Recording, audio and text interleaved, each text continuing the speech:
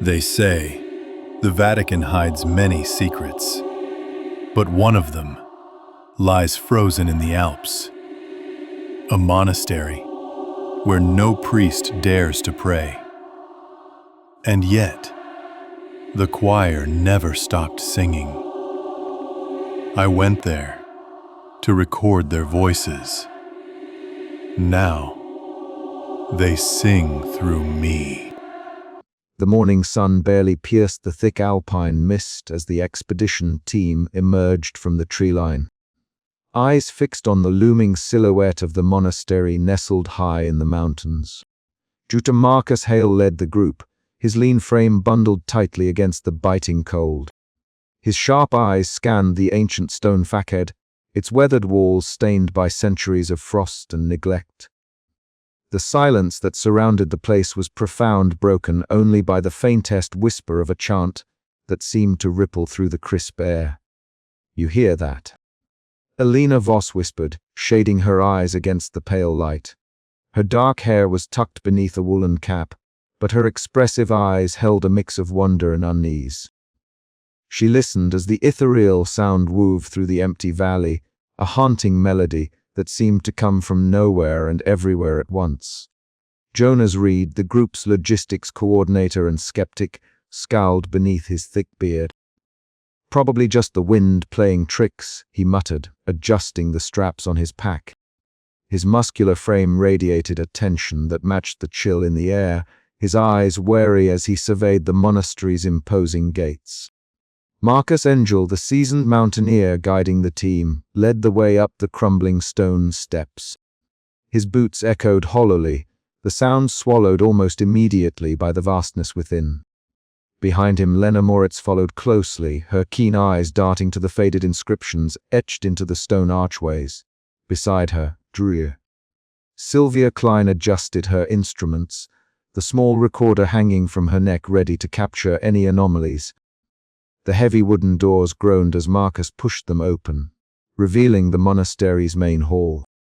The temperature dropped sharply inside, the cold biting through their layers. Dust motes floated in the shafts of pale light that filtered through stained glass windows, casting broken patterns on the cracked stone floor.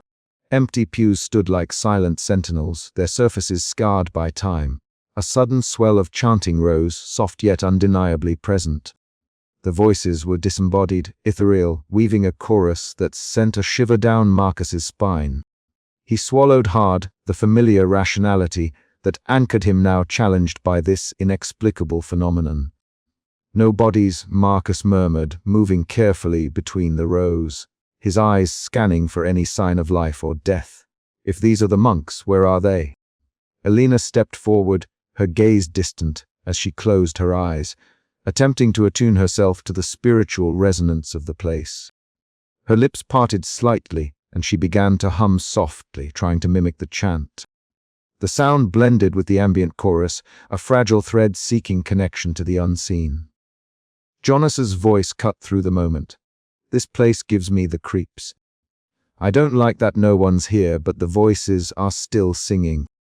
It's as if the monastery itself remembers them," Marcus replied, his voice steady but shadowed with doubt, or worse, something else remembers. The team spread out, exploring the adjacent chambers and corridors. Marcus led them cautiously through narrow passageways, his experience evident as he navigated loose stones and icy patches. Lena's fingers traced the worn surfaces of ancient inscriptions, her breath catching as she glimpsed cryptic symbols hinting at a dark past. Dur. Sylvia Klein set up her equipment in the main hall, eyes flicking between readings and the haunting chants.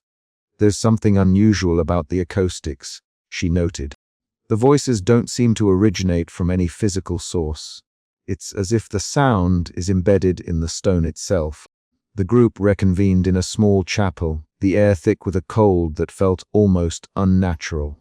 Marcus pulled out his notebook, scribbling observations even as a creeping unease settled over him.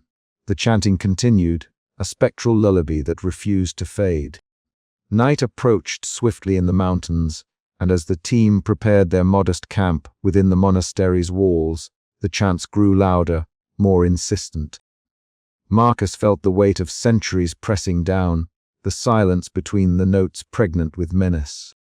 Elena's expression was somber as she whispered, "This place is alive with faith and fear." Jonas shook his head, lighting a small fire. "Faith won't keep us safe here. We need answers." But the monastery offered none, only the endless echo of voices without bodies, a hollow choir that sang of vanished souls and frozen dread.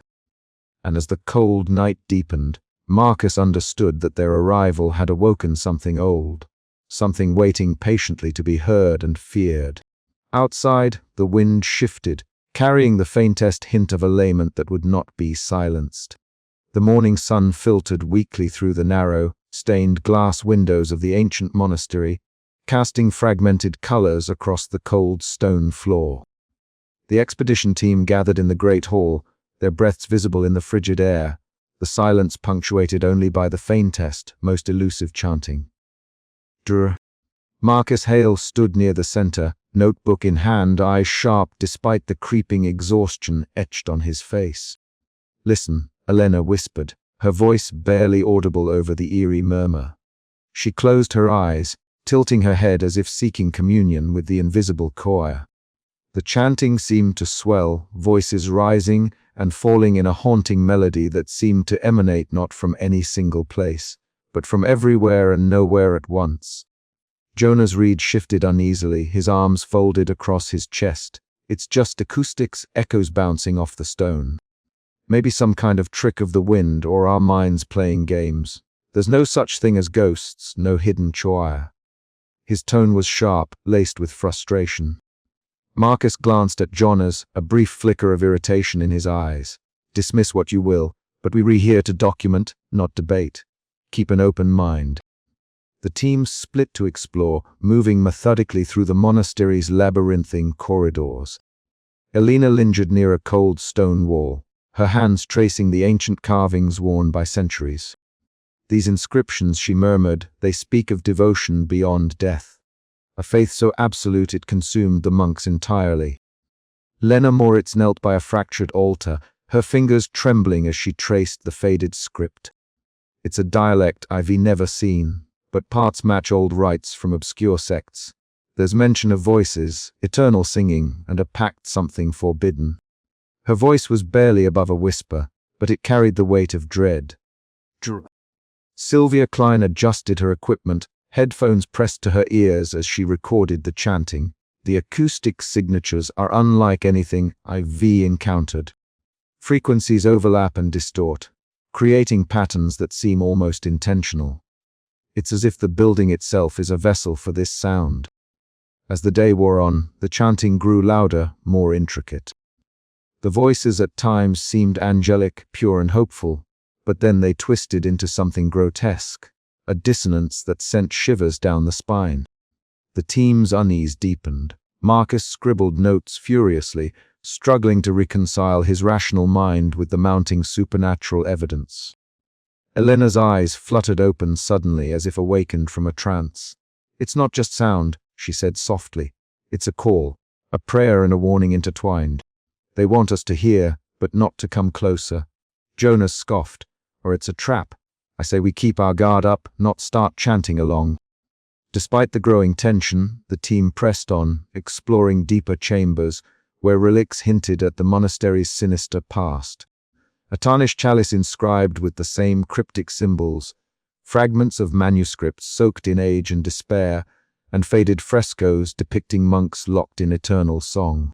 The chanting seemed to follow them, echoing through every corridor, a spectral presence that defied logic. At one point, Marcus paused in a corridor where the walls seemed to pulse faintly, as if breathing.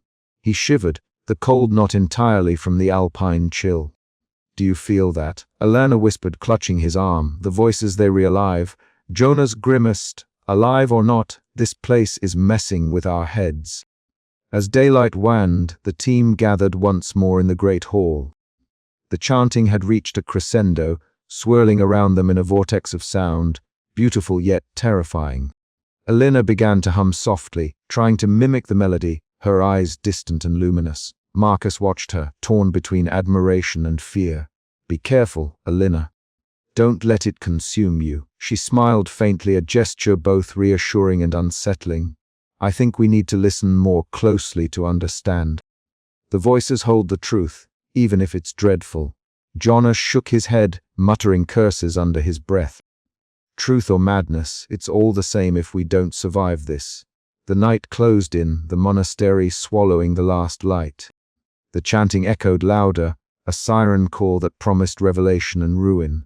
Marcus's pen hesitated above his notebook.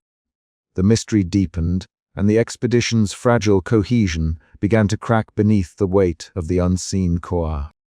Outside, the wind howled through the Alps, carrying the faintest echo of a song that would not die.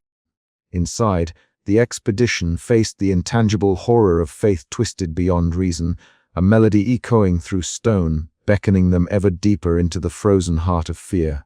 The cold stone floor of the monastery's central chamber was stained only by dust and time. Marcus Hale knelt down, brushing his gloved hand over the rough surface, eyes scanning carefully for any indication, any sign of what had become of the monks who once filled these halls with life and devotion. Around him, the rest of the expedition moved silently, their breaths visible in the frigid air, faces tight with an unspoken unease. Nothing, Marcus finally murmured, standing and rubbing his chin thoughtfully. No bones, no relics, no trace of a burial. It's as if they simply vanished. Elena Voss, standing near a narrow stained glass window that filtered pale light into the chamber, shivered slightly. Yet the chanting, it still lingers. How can voices persist without bodies? Her voice was soft, almost reverent, but edged with a tremor. Jonas Reed folded his arms, scowling. We're chasing ghosts, that's what this is. Spectral noise in empty halls. There's a rational explanation. We just haven't found it yet. The tension between belief and skepticism was palpable. Marcus, though himself a skeptic at heart, felt the weight of the inexplicable pressing upon him more heavily with each passing moment. Meanwhile, Lena Moritz sat cross-legged in the corner of a smaller chamber, surrounded by scattered fragments of parchment and leather-bound volumes. Her eyes, sharp and focused, scanned the faded Latin and cryptic symbols with a mixture of fascination and dread. These texts, she said quietly, describe a ritual, one that the monks performed in secret. It speaks of a pact, a sacrifice of the body to transcend mortality. The words are fragmented, but the implication is clear. They gave up their physical forms to become something else. Elena moved closer, her gaze intense. Is that why their voices remain? Because their souls are trapped here? Lena nodded slowly, her fingers trembling as she turned another fragile page. In the main hall, Druer. Sylvia Klein busied herself with an array of recording devices, placing microphones strategically along the cold stone walls. Her brow furrowed as she listened back through headphones, eyes darting between readouts and the eerie, layered chanting that seemed to envelop the monastery. The acoustics here are anomalous, she said, voice low and measured. The chants aren't just echoes. There are distortions, harmonics that shouldn't exist in natural reverberation. It's as if the space itself is manipulating sound. Jonas rolled his eyes. Sounds like you were giving the place too much credit. It's just weird echoes. People want to believe in ghosts because it's easier than facing reality. Elena's eyes flashed with quiet anger. Not everything can be explained by logic, Jonas. You dismiss what you don't understand. Marcus stepped between them, raising a hand to quell the rising argument. Enough. We need to focus. This place is affecting us all in different ways. We can't afford fractures now. As night fell, the chanting grew louder, weaving through the stone corridors like a living thing. Shadows danced in the flickering lantern light, and the oppressive silence between the echoes felt suffocating. Marcus sat alone in his journal, meticulously recording every detail, every unease, hoping to tether his unraveling thoughts to something concrete. Outside, the wind howled through the alpine peaks, but inside the monastery a colder, deeper chill settled, one that seeped into bones and minds alike. The vanishing monks had left behind only their voices and a mystery that threatened to consume those who dared to seek the truth. As Marcus closed his notebook for the night, a faint whisper seemed to brush his ear, not spoken, but sung a fragment of a chant that promised both salvation and doom. He shivered, not from the cold but from a growing fear that the answers they sought might be far darker than any of them had imagined. The frozen wind outside the monastery whispered against the thick stone walls, carrying with it the faintest trace of the chants that had haunted the explorers since their arrival. Inside the dim chapel, the flicker of a dying candle cast long shadows across the cold, worn stone floor. Marcus Hale stood alone, his breath visible in the chill air, eyes fixed on the altar where centuries of devotion had once been poured out. The silence was fractured only by a distant, ethereal chanting that seemed to seep from the very walls. Marcus's fingers tightened around the leather strap of his satchel, the weight of his notes and recordings feeling suddenly insignificant against the oppressive stillness. He had felt it before, the creeping sensation that rationality would fail here, but nothing prepared him for what came next. The temperature dropped sharply, a biting cold that gnawed at his skin and sank deep into his bones. And then, from the periphery of his vision, a figure emerged. Father Ambrose. The apparition was unmistakable, a wraith-like form clad in ancient monastic robes, his hollow eyes reflecting centuries of sorrow and duty. He did not speak, no words passed his lips, yet the message was clear, urgent, and ominous. Marcus's heart hammered in his chest as the ghostly abbot raised a hand in a gesture, both warning and pleading, before slowly dissolving into the shadows, leaving behind a silence even heavier than before. Marcus staggered back, clutching the altar for support. His mind raced, struggling to reconcile the apparition with his skepticism. Was this a hallucination brought on by exhaustion and isolation, or something far more real? The weight of the monastery's secrets pressed down on him, threatening to crush the thin veneer of scientific detachment he clung to. Elsewhere in the monastery, Elena Voss stood at the foot of the altar. Her dark eyes closed as she softly hummed the haunting chants that seemed to flow endlessly through the corridors.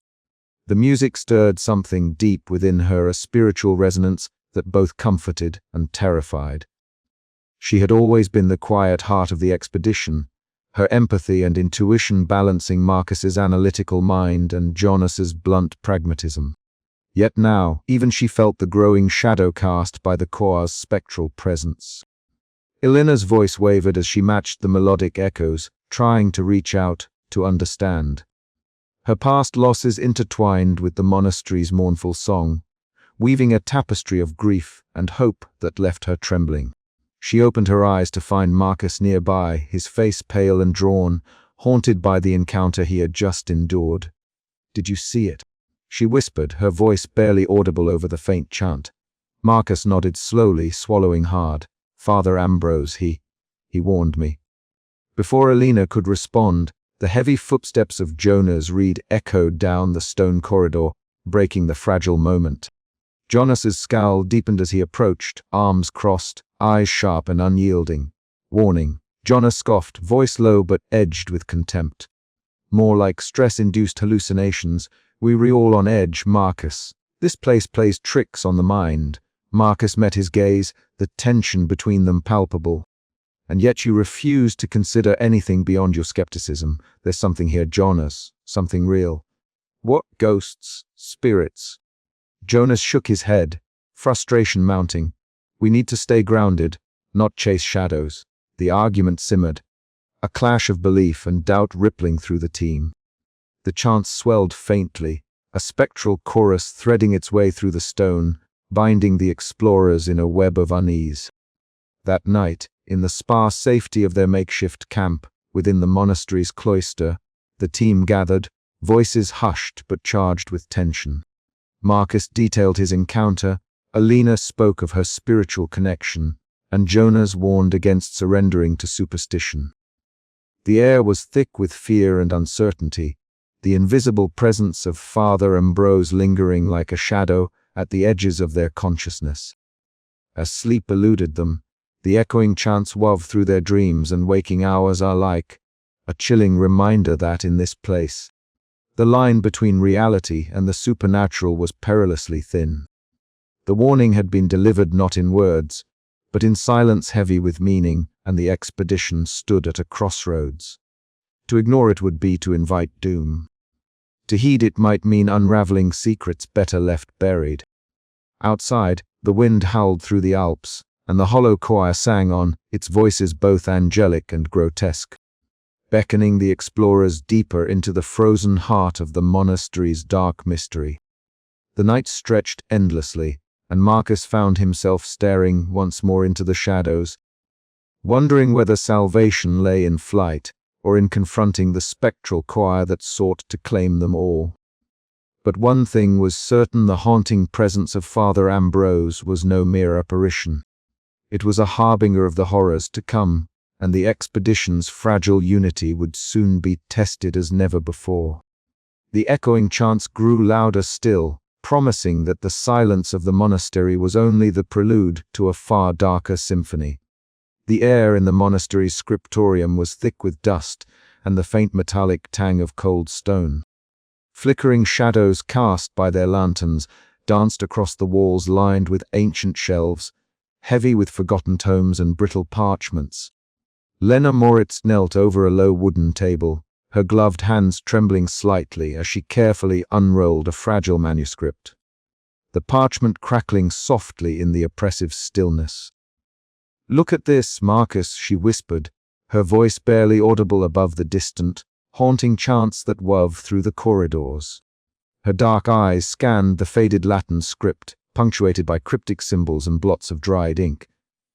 These texts, they speak of a binding ritual, a pact made not just of faith but of sacrifice. Dr. Marcus Hale leaned in, his sharp eyes narrowing as he traced the faded words with a careful finger. "A cult-like devotion," he murmured, the historian's analytical mind racing. They sought transcendence beyond the mortal coil. But at what cost? The faint chanting that had been their constant companion throughout the monastery shifted subtly. The once distant and ethereal voices took on a new quality, at times soaring with an almost angelic purity, then twisting abruptly into something grotesque and dissonant, like the strain of torn wings. The sound filled the chamber, pressing in on them from every angle, a sound both beautiful and monstrous. Elena Voss stood nearby, her eyes closed as she hummed softly, attempting to match the pitch and rhythm of the choir. "They're trying to communicate," she said softly, her voice barely above a breath. "This isn't just noise, it's a language. A prayer perhaps, or a warning." Across the room, Jursta Sylvia Klein adjusted her recording equipment with a frown. "A language or an acoustic anomaly?" she asked skeptically. These shifts in tone could be explained by structural resonance or sound reflections. "I'm gathering data, but so far, the phenomenon is consistent with known acoustic effects." Marcus's gaze snapped to Sylvia, frustration flickering across his face. "Sylvia, this isn't just about sound. The manuscripts describe a ritual that bound the monks' souls to this place. The chanting is their eternal echo, trapped between worlds. You can't explain that with science alone." Elena's eyes opened, dark and intense. "It's faith, Marcus. The devotion that consumed them. The pact was a sacrifice of the body to preserve their voices forever. It's horrifying, but it's also a testament to their belief." Sylvia's lips pressed into a thin line. "Faith without evidence is superstition. We need to remain objective."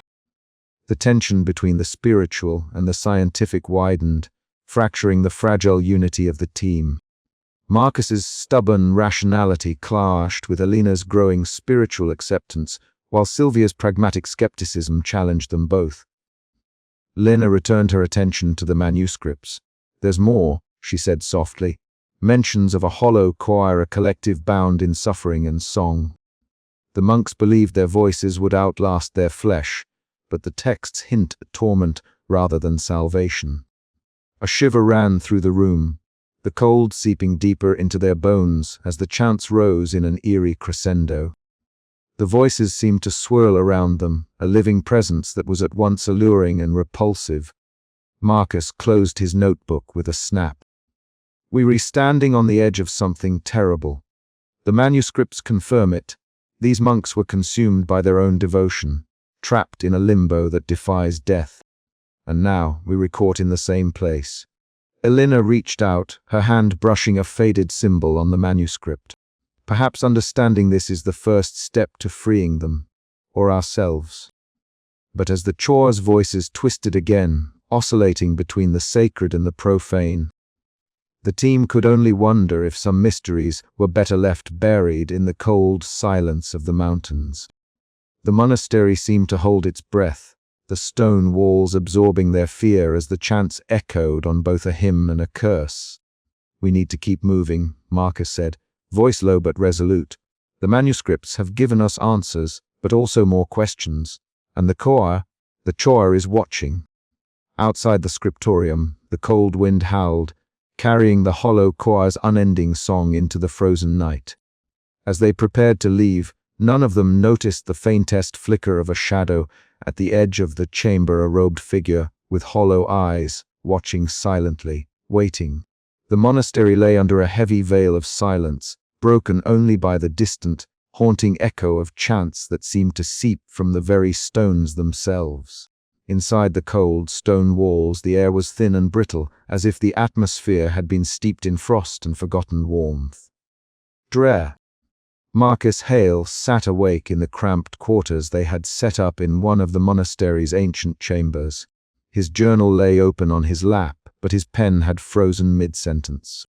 Outside, the wind clawed at the window panes, its mournful howl mingling with the faint, disembodied singing that plagued the halls. Marcus rubbed his tired eyes and forced himself to breathe steadily. Rationality had been his anchor since the expedition began, but tonight that anchor was slipping. The chants had invaded his dreams again, visions of monks cloaked in tattered robes, stumbling through a relentless snowstorm, their faces twisted in silent agony. He saw them reach out, desperate and lost, their voices caught in the choir that never ceased.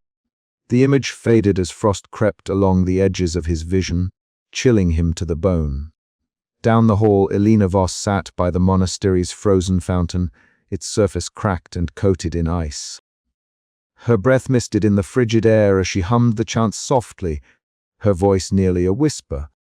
Around her, the frost seemed to stir, coalescing into intangible shapes that shimmered faintly in the dim light. The spirits of the lost monks, or perhaps the very essence of the Chora, seemed to swirl around her, whispering secrets of faith corrupted and souls ensnared. Elena's eyes glistened with a mixture of sorrow and understanding. She had lost a sibling to similar shadows, and now the echoes of that pain entwined with the monastery's dark history. Meanwhile, Jonas Reed paced the narrow stone corridor, his footsteps muffled against the cold floor. His jaw was clenched tight, muscles taut beneath his worn jacket. Skepticism had always been his shield, but even he could not escape the creeping dread that now gnawed at the edges of his mind. Suddenly, the chanting swelled into a deafening crescendo, and a vision slammed into him with brutal force. He saw a monk tearing at his own face, fingers clawing desperately as the choir's voices twisted between ecstasy and agony. Jonas staggered, gasping for air, the image seared into his mind's eye. His usual sarcasm faltered, replaced by a raw, unspoken terror. In the chapel's shadowed corner, the ghostly figure of Father Ambrose appeared without warning. His wraith-like form shimmered, a robed silhouette with hollow eyes that seemed to pierce through the darkness. He watched silently as the team struggled, a tragic sentinel caught between salvation and damnation.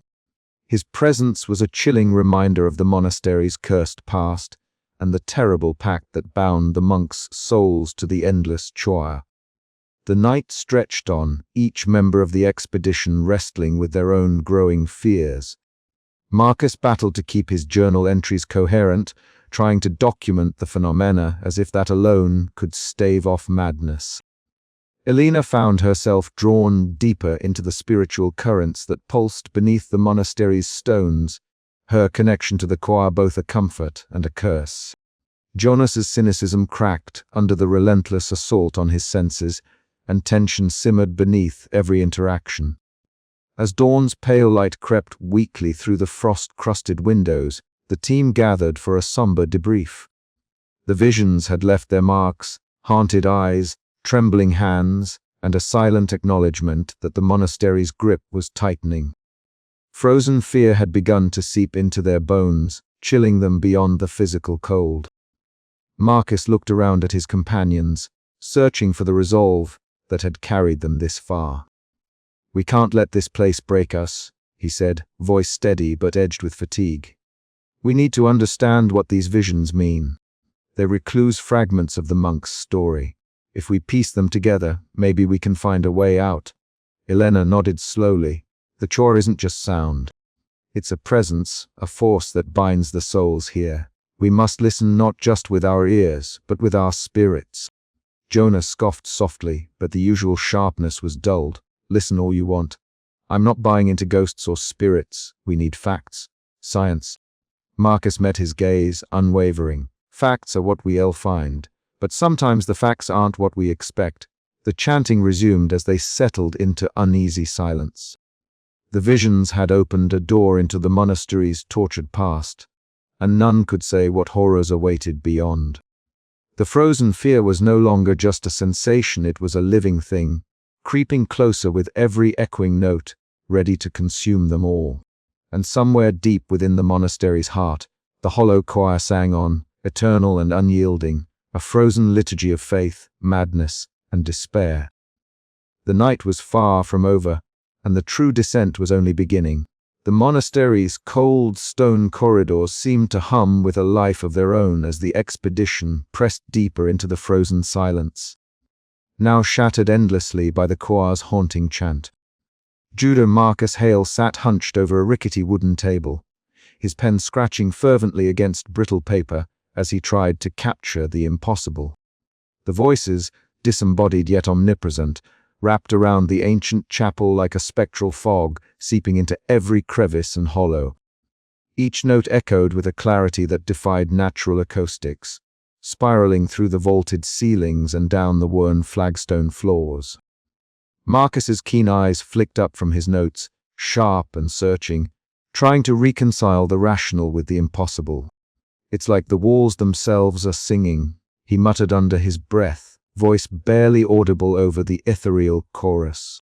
His fingers tightened around the pen, the familiar tools of his trade no longer enough to grasp the phenomenon unfolding around him. Rational explanations frayed at the edges as the choir's tendrils of sound invaded his thoughts, teasing at the limits of his skepticism. Not far away, Elena Voss stood by a fractured stained glass window, the pale light filtering through, casting fractured colors across her face. Her eyes were closed, lips parting in a soft hum that quietly matched the choir's cadence. There was a strange serenity etched into her features, a fragile peace amidst the growing terror. The others watched uneasily, sensing something in her communion with the voices that they could not yet understand. Elena seemed to draw strength from the chant, a tether to a realm beyond the physical, yet there was an undercurrent of something darker, a flicker of unease beneath her calm. Jonas Reed's restless pacing broke the fragile stillness. His scowl deepened as the oppressive chanting gnawed at his nerves, the invisible grip tightening with every passing moment. "This is madness," he snapped, voice sharp and edged with frustration. "We're chasing ghosts and shadows. We need to focus on facts, not fairy tales." Marcus looked up, meeting Jonas's glare with a wary steadiness. "And what facts do we have, Jonas? No bodies, no source of the voices, and a sound that defies physics. This is beyond superstition." Jonas's jaw clenched, but he said no more, the tension between them a palpable thread stretching taut in the cold air. Meanwhile, Jeriah.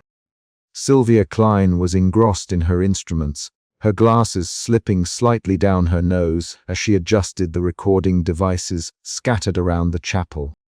The spectral choir's acoustic signature was unlike anything she had ever encountered.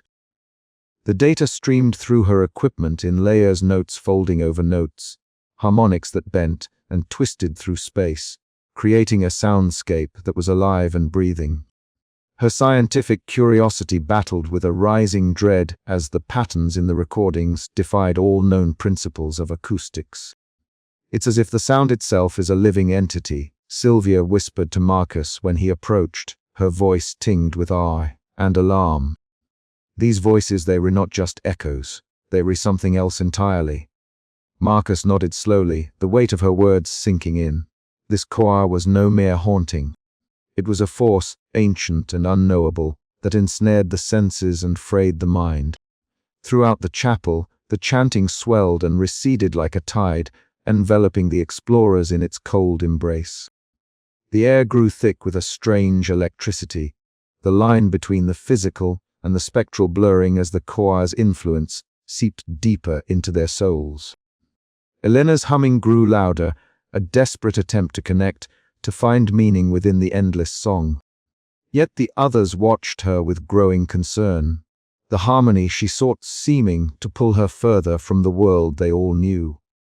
"Elena," Marcus cautioned gently one evening as the choir's voices rose to a near-deafening crescendo, "be careful. This connection, it could consume you." She opened her eyes, dark and luminous, meeting his gaze with a mixture of resolve and fear. "Sometimes," she said softly, "you have to embrace the darkness to understand the light." Her words hung heavily in the cold air as the choir's singing swelled once more, filling every corner of the ancient monastery with its haunting embrace. The expedition was no longer merely observers. They were becoming part of the choir's eternal lament, caught in the frozen grip of faith and fear. And as the night deepened, the question echoed through Marcus's mind, louder than any chant: how long before they too were lost to the choir's embrace? The monastery's cold stone walls seemed to listen, their silence pregnant with the promise of what was yet to come. The air inside the monastery had shifted. What had once been a cold, silent stone shell now pulsed with a subtle but insistent energy, as if the very walls breathed beneath the explorer's feet. Drrr. Marcus Hale stood rooted near the arched corridor, his sharp eyes scanning the shadowed end where the faint, sorrowful figure of Father Ambrose had appeared once more. This time, the apparition was different, more urgent, more sorrowful, yet still silent. The wraith-like abbot's hollow eyes seemed to pierce into Marcus's very soul, warning without words of an impending doom that no one dared name. Elena Voss hovered nearby, her dark hair falling softly over her contemplative eyes as she watched the apparition with a mixture of fear and fascination. She felt the weight of the monastery's spiritual residue pressing down on her, the echoing chants weaving through her thoughts like a spectral thread. Her fingers twitched as she hummed a hesitant, tentative note, trying to catch the tone of the choir's haunting melody. The voices seemed to respond, growing in complexity and depth, as if acknowledging her fragile connection. "Did you see that?" Marcus whispered, breaking the heavy silence. His voice was low, cautious. Jonas Reed, standing a few paces away, scoffed but couldn't hide the tension in his stance. "It's a trick of the light, hallucination, or some psychological effect." We retired, stressed, nothing more. But even as he spoke, the unease in his eyes betrayed a growing paranoia. The practical, cynical logistics coordinator, always quick-witted and sarcastic, found himself grasping at explanations that felt increasingly inadequate. The monastery's isolation gnawed at him, the oppressive silence punctuated only by the choir's disembodied voices that seemed to seep from the stones themselves. Drrr. Sylvia Klein adjusted her glasses and bent over her instruments, the small devices blinking softly with spectral readings. "There's something anomalous about the acoustic properties here," she murmured. "These relics embedded in the walls, they were not just ornamental. They're re-amplifying and distorting sound waves in ways I've never seen." Lena Moritz, poring over ancient manuscripts, glanced up. "The inscriptions suggest these artifacts were consecrated during the original pact the monks made," she said quietly. "They might be channeling the voices, binding them to this place." Marcus nodded slowly, his rational mind racing to piece together the fragments. If the relics are the source, or at least a conduit for the choir's power, then they are more than just symbols. They reactive agents in this supernatural phenomenon. As the group moved deeper into the monastery's shadowed halls, the atmosphere thickened. The carved relics shimmered faintly, their surfaces warping subtly as if reality itself bent around them. The cold intensified, biting through layers of clothing and seeping into bones like a living frost. The Chua's chanting rose in volume and complexity, layering angelic harmonies with grotesque overtones that sent shivers down spines. Jonas's demeanor shifted palpably. The scowl etched permanently on his face deepened into something resembling fear. He paced nervously near the chapel's threshold, his voice sharp and brittle as he argued with Marcus and Elena. "We can't just accept this supernatural nonsense," he snapped. "We need facts, evidence. This place is messing with our heads, that's all. If we don't keep control, we'll lose everything." Elena's calm voice cut through the tension. "Sometimes control is an illusion, Jonas. Faith isn't always about facts. It's about connection, spiritual, emotional. The choir sings because it remembers, because it suffers. And that's exactly why we need to be careful," Marcus added, trying to mediate. "If the choir's voices are trapped souls, bound by some dark pact, then the relics might be the key to their imprisonment and possibly to our escape." But the words felt hollow as the chanting swelled, echoing in waves that pressed against their minds. The monastery seemed alive, its architecture pulsating with a malevolent rhythm that warped perception. Shadows flickered and stretched unnaturally at the edges of vision, and the cold was no longer just temperature, it was a presence. Marcus's journal entries grew frantic in the hours that followed. Hallucinations teased the edges of reality, paranoia seeped into conversations, and the team's unity frayed. Elena's attempts at spiritual connection brought moments of clarity, but also left her vulnerable to the Chua's seductive call. Jonas's skepticism cracked, his usual pragmatism replaced by restless anxiety. At one point, Father Ambrose's apparition appeared again, this time standing motionless at the foot of the grand staircase. His hollow eyes seemed to plead silently, an unspoken message of warning and regret. Marcus approached cautiously, feeling the weight of the abbot's tragic duty. "What are you trying to tell us?" he whispered. The ghostly figure's form flickered, and the chanting surged, drowning out all other sound. Marcus felt his own heartbeat quicken, a frozen fear gripping his chest as the Chua's layers of sound twisted into a cacophony of beauty and horror. The monastery was no longer merely a place. It was a prison, a trap, a living choir of shadows and echoes. And the relics, they were the cords that bound this eternal song. As the explorers stood amidst the shifting stone and spectral voices, the question hung heavy. How much longer could they resist the choir's embrace before becoming part of the hollow symphony? And in the silence between the chants, the shadows whispered promises and threats alike, leaving no doubt that the past's dark secrets were far from dormant. The chill in the ancient monastery seemed to seep not only into the bones, but into the very minds of the expedition team. That morning, the brittle light of dawn struggled through the stained glass, casting fractured shards of color onto the worn stone floor. Marcus Hale sat on the cold steps of the main hall, his journal resting on his knees. His hand trembled as he scribbled down observations, but the notes no longer bore the clarity of a scholar. They echoed the creeping madness clawing at his reason.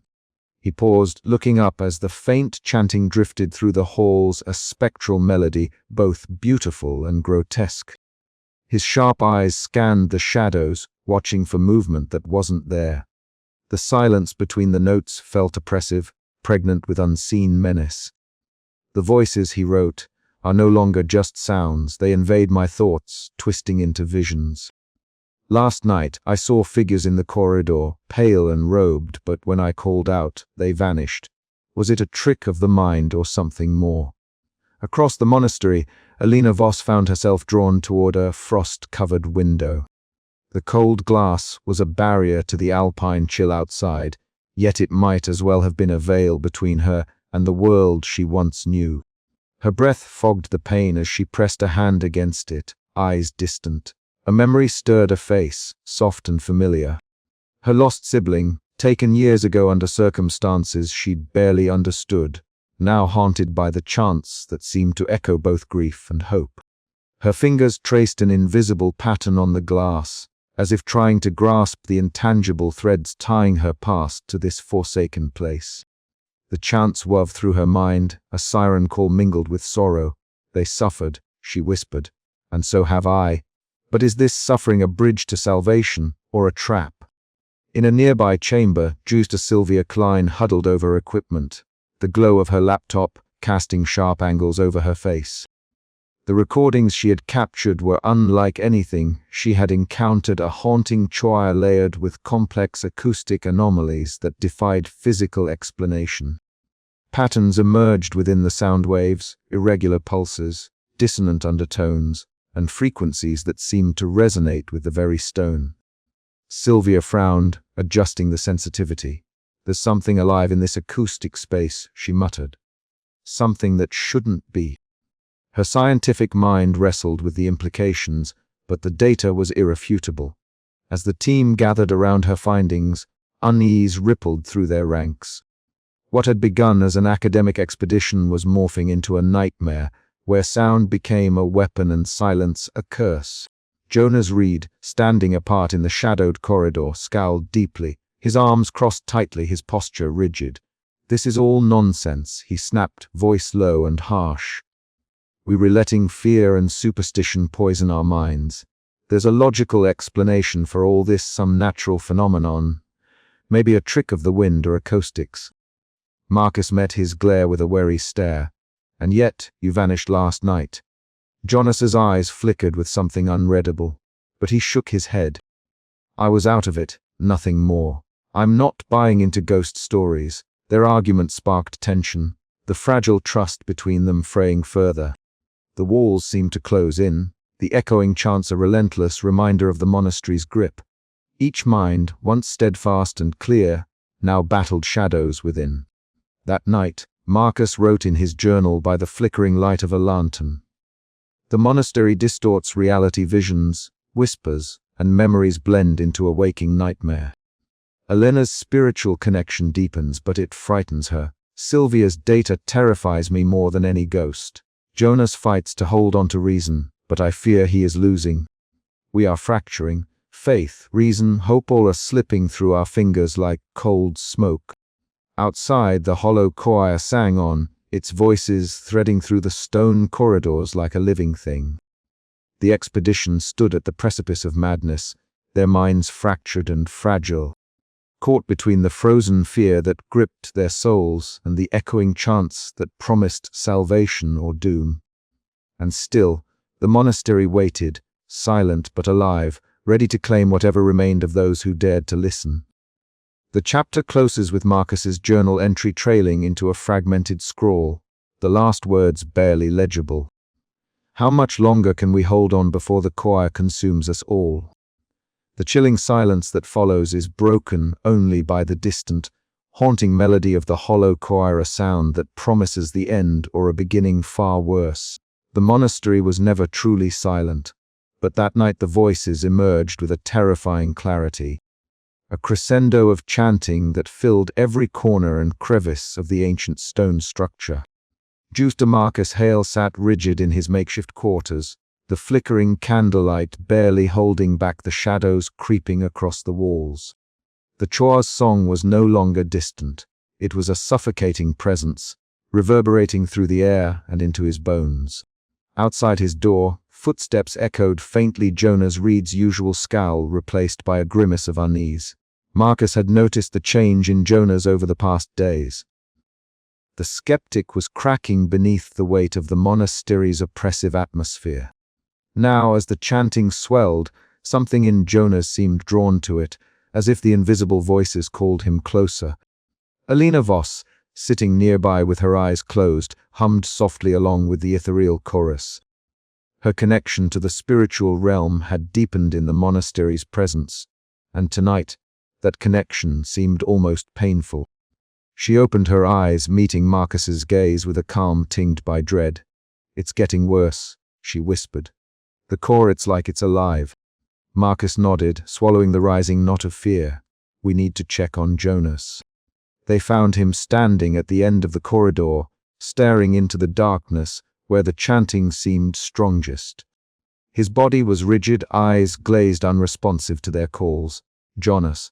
No reply came. Suddenly, the chanting surged, a wave of sound that pressed against their eardrums. Then, as if swallowed by the very walls, Jonas was gone. No trace, no sound of footsteps, nothing but the chore's persistent echoes. Panic erupted. Marcus and Elena split to search the labyrinthine halls. Their voices bounced futilely against the cold stone, met only by the unyielding chant, "Drar." Sylvia Klein followed, her scientific instruments whirring, detecting strange acoustic anomalies that defied explanation. "This isn't natural," Sylvia muttered, eyes wide as the readings spiked inexplicably. Hours passed with no sign of Jonas. The team's hope began to unravel, replaced by a chilling realization. The choir was not just a sound, but a malevolent force consuming those it ensnared. Back in the main hall, Marcus slammed his fist against the ancient wood. "We can't just wait for it to take us all. We need a plan." Elena's voice was steady, though her eyes reflected the frozen fear within. "The choir demands a price. Jonas paid it tonight. We have to understand what binds these voices before it's too late." A silence finally descended. It was heavier than any sound. The absence of Jonas's voice was a void that screamed louder than the choir itself. The monastery had claimed another soul, and the expedition teetered on the edge of despair and madness. Outside, the Alps loomed cold and indifferent, their frostbitten peaks mirroring the frozen terror that gripped the survivors. The hollow choir's song was eternal, and now so was the fear. But the night was far from over, and the shadows whispered that Jonas's fate was only the beginning. The team gathered in the dim light of the main chamber, their faces pale, eyes wide with shock and grief. Marcus's journal lay open on a stone altar, the ink smeared from trembling hands. "We can't stay here," he declared, voice cracking. "This place isn't just haunted. It's alive." Elena reached out, placing a steady hand on his arm. "We need to be careful. The choir feeds on fear and doubt. If we panic, it wins." Dre. Sylvia adjusted her glasses, glancing at the data streaming from her devices. The acoustic patterns suggest the voices are trapped in some kind of resonance.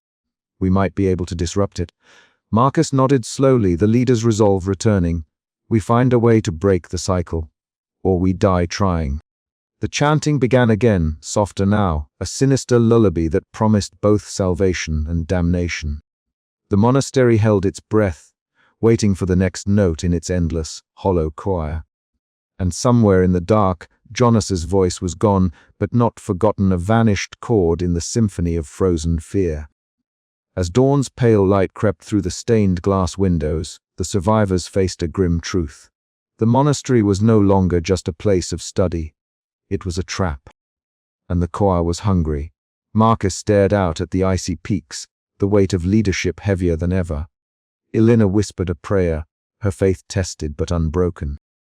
Sylvia packed her instruments, determined to uncover the scientific truth behind the horror. But the question lingered: how many more would the choir claim before the expedition was silenced forever? The monastery waited, patient and eternal, its hollow choir ready to sing on. The air inside the monastery grew heavier with each passing hour, thickening like a fog that seeped not only into the lungs, but into the very marrow of the bones. Marcus Hale felt it first, in his chest, a tightening that no rational explanation could allay. Around him, the ancient stone walls of the monastery seemed less inert and more alive, throbbing with a pulse that echoed in time with the haunting chants that filled the air. "You feel it too, don't you?"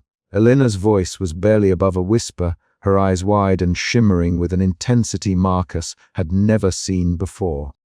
She stood close to him in the dim light of the main chamber, the flickering flames from their lantern casting dancing shadows that twisted grotesquely along the carved reliefs. Marcus shook his head, a frown deepening on his face. "I hear it, yes, but the walls don't pulse. That's just your mind playing tricks." Elena's lips pressed into a thin line. You were resisting what's right in front of you. The core isn't just sound, it's presence, a force. He wanted to argue, to cling to the sturdy frameworks of logic and evidence that had defined his career and his life. Yet, as the chanting swelled, enveloping them in a tapestry of ethereal harmonies and dissonant cries, he found his defenses weakening. Across the hall, Drea. Sylvia Klein adjusted her recording devices with frantic urgency. Her usually composed demeanor was unraveling. These frequencies, she muttered, eyes darting between the monitors, impossible. No human voice can produce this range, this layering. It's like the sound itself is bending physics. Marcus glanced over, feeling a flicker of unease. Sylvia's skepticism had always been a bulwark for the team, but here, even her scientific tools faltered. Could it be interference? Equipment malfunction? She shook her head, her fingers trembling slightly. No, I've tested everything. This is real. Alina stepped closer to Marcus, her gaze fixed on the relics embedded in the stone walls, ancient chalices, cracked icons, and faded tapestries that seemed to shimmer faintly in the lantern light. This monastery is a vessel, she said softly. The Koa's voices are trapped here, yes, but also bound to these objects. They were conduits of the pact, echoes of the souls that made it. Marcus swallowed hard. A pact. You mean the ritual the manuscripts mentioned? Elena nodded, eyes glistening. The monks sacrificed their bodies to transcend mortality. Their voices became immortal, but at a terrible cost. The chanting swelled again, the voices weaving between angelic purity and guttural menace. It was as if the stones themselves sang, sometimes welcoming, sometimes threatening. Suddenly, a cold draught swept the chamber. Lantern flames flickered and dimmed, and a chill unlike any winter's breath washed over the group. From the swirling shadows stepped a figure, thin, robed, almost translucent. Father Ambrose. Marcus's breath caught.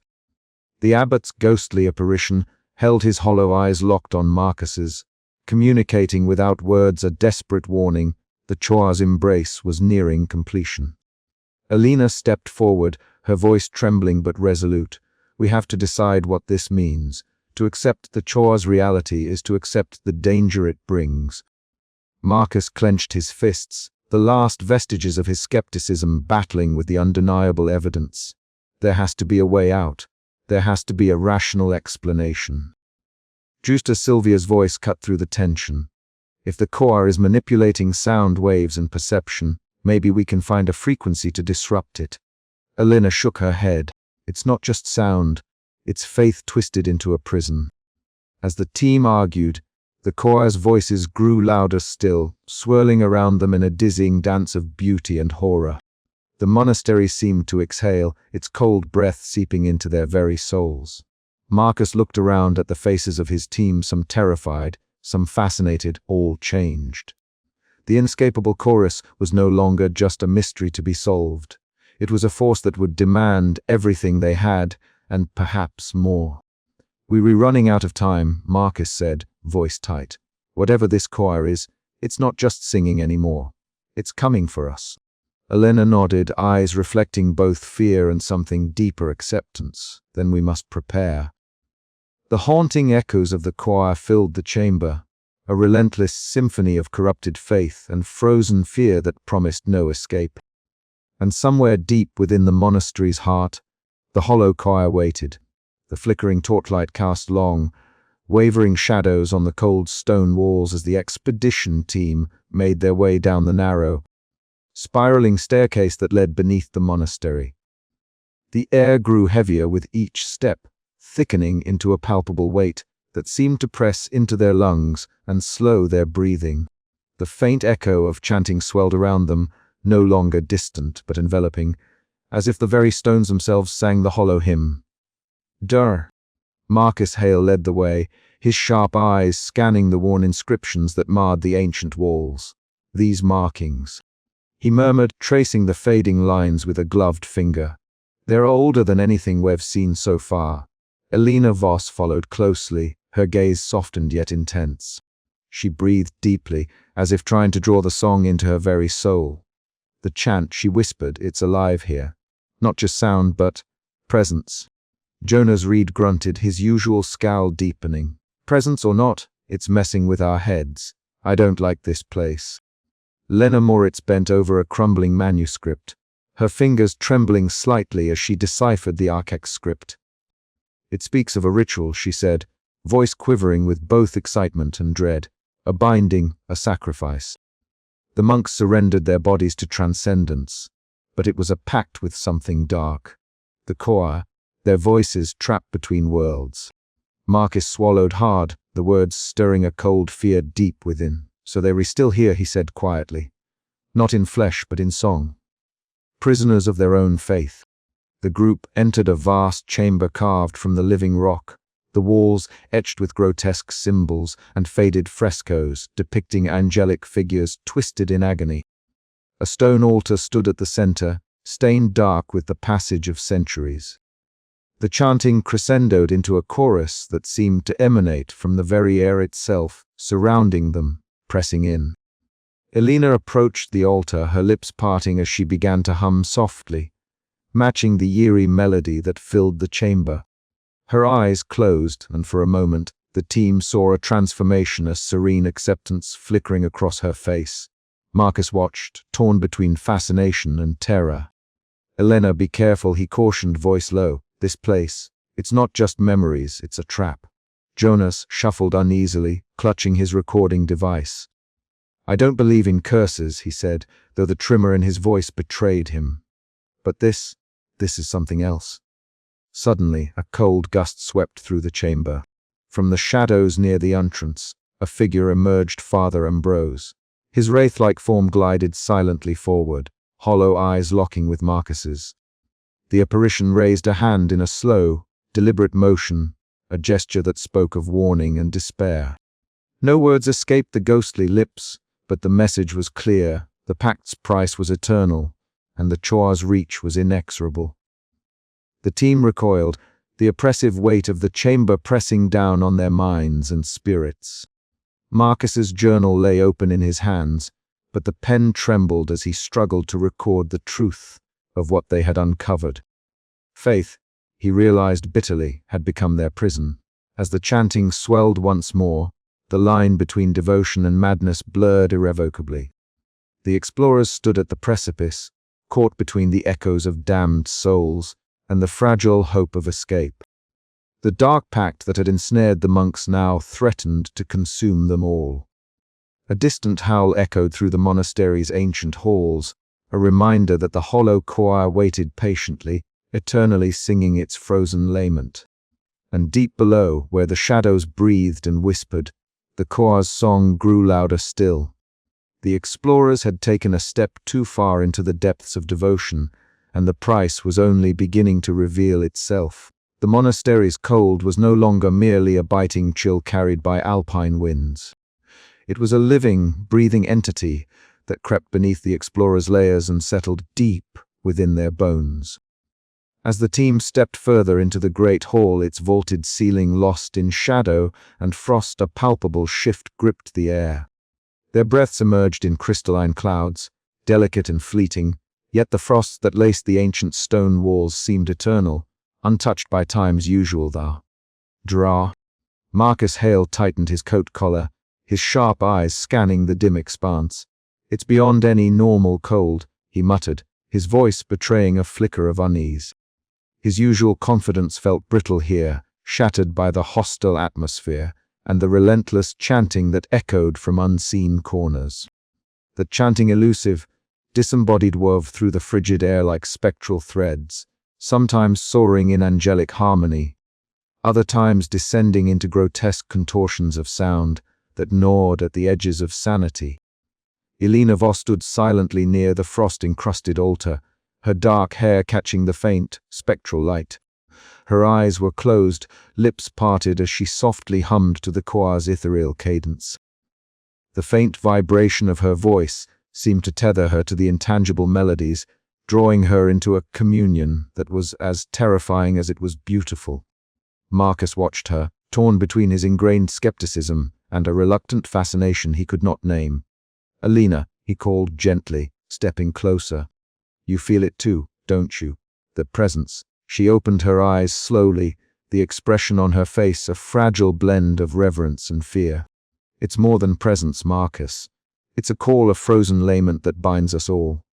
I think the choir, they want us to join their song. Jonas Reed shifted uneasily nearby, his breath ragged as he pulled his jacket tighter. The cold seemed to grip his limbs, freezing his movements in place. Enough of this spiritual nonsense, he snapped, his voice rough. We were scientists and explorers, not ghost hunters. This place is playing tricks on your mind. But even as he spoke, the choir's voices twisted into cruel laughter, echoing mockingly through the vast hall. Jonas's scowl deepened, but the paralysis in his limbs betrayed the terror clawing beneath his cynicism. He took a step forward, then another, then suddenly stumbled, the cold sapping his strength with cruel efficiency. Dra! Sylvia Klein crouched near a shattered pillar, her glasses fogged with her own breath. Her fingers trembled as she adjusted her recording devices, eyes flicking rapidly between the instruments and the swirling mists of sound. The acoustic frequencies. They were unlike anything I've ever encountered, she murmured, her voice barely above a whisper. The choir's voices. They were distorting, warping in ways that defy physics. The others gathered around her, drawn by the dissonant symphony that played through the speakers. The choir's tones oscillated wildly from hauntingly beautiful areas that stirred an inexplicable yearning to guttural, monstrous howls that sent shivers racing down their spines. Marcus opened his notebook, hands unsteady as he scribbled observations. His rational mind fought to decode the impossible phenomena, but with each passing moment his certainty frayed. The cold was no longer just an environmental hazard. It was a supernatural force, entwined with the choir's eternal song, freezing not only the air, but the very souls of all who dared intrude. "We can't linger here," Marcus finally said, voice low and urgent. "This place, it's alive with something ancient and malevolent. Our presence only seems to feed it." Elena's gaze lingered on the altar, where frost crystals glittered like shattered glass. "But if we flee now, what becomes of those voices? Of the souls trapped in that choir? We survive," Jonas growled, struggling to regain composure. "That's all that matters." Yet survival felt like a distant hope as the cold deepened, a tangible shroud wrapping tighter with every breath. Frozen fear settled like a stone in their chests, rooting them in place even as the choir's voices beckoned and threatened in equal measure. As night fell outside and shadows lengthened within, the monastery transformed into a living nightmare of ice and sound. The explorers found themselves caught between awe and terror, their rational defenses melting away beneath the relentless weight of the frozen choir's song, a song that promised salvation, damnation, and an eternal silence that no warmth could ever break. And in the stillness, the echo of 1,000 disembodied voices whispered secrets best left unheard, chilling the soul and binding it forever in frozen fear. The chapter closed with Marcus's hand trembling over his notebook, the final words scrawled in hurried script, "We stand on the edge of reason and oblivion." How long before the cold claims us all? Outside, the wind howled through the Alpine Pass, a mournful accompaniment to the hollow choir's endless, frozen lament. The air in the chapel grew denser, as if the very atmosphere conspired to suffocate hope. Dra. Marcus Hale stood rigidly near the altar, his breath visible in the cold that seeped through the stone like a living thing. The chanting swelled an impossible, ethereal symphony that filled every corner, every crevice, reverberating through the frozen silence. It was no longer simply a sound, but a presence pressing in on the explorers with tangible weight. Elena Voss stood beside him, her dark eyes reflecting the flickering candlelight that barely pierced the creeping gloom. Her lips moved softly in tune with the ghostly chant, a desperate attempt to forge a connection with the invisible choir that consumed the monastery's soul. The melody was both beautiful and grotesque, a paradox that gnawed at the edges of reason and sanity alike. Suddenly, a cold draught swept through the chapel, extinguishing the candles in a sigh of darkness. Marcus's heart hammered as he sensed movement behind him. Turning sharply, he glimpsed a figure materializing out of the shadows, Father Ambrose. The apparition was wraith-like, robed in tattered ecclesiastical garments that seemed to absorb light, his hollow eyes holding an unbearable weight of sorrow and warning. Without a word, Father Ambrose extended a skeletal hand, his fingers curling in a gesture both beckoning and forbidding. Marcus's rational mind wrestled with the impossible reality before him, but the message was clear. The choir demanded them. It sought to claim their voices, their souls, to bind them forever in its hollow embrace. Elena's humming faltered, replaced by a whisper of fear that rippled through the group. Dra. Sylvia Klein, nearby with her recording equipment, stared wide-eyed as the distorted voices warped the air around them. Her fingers trembled over the dials, attempting to capture the impossible sounds, but even science faltered here. The choir was no mere acoustic phenomenon, it was a living nightmare woven into the monastery's very bones.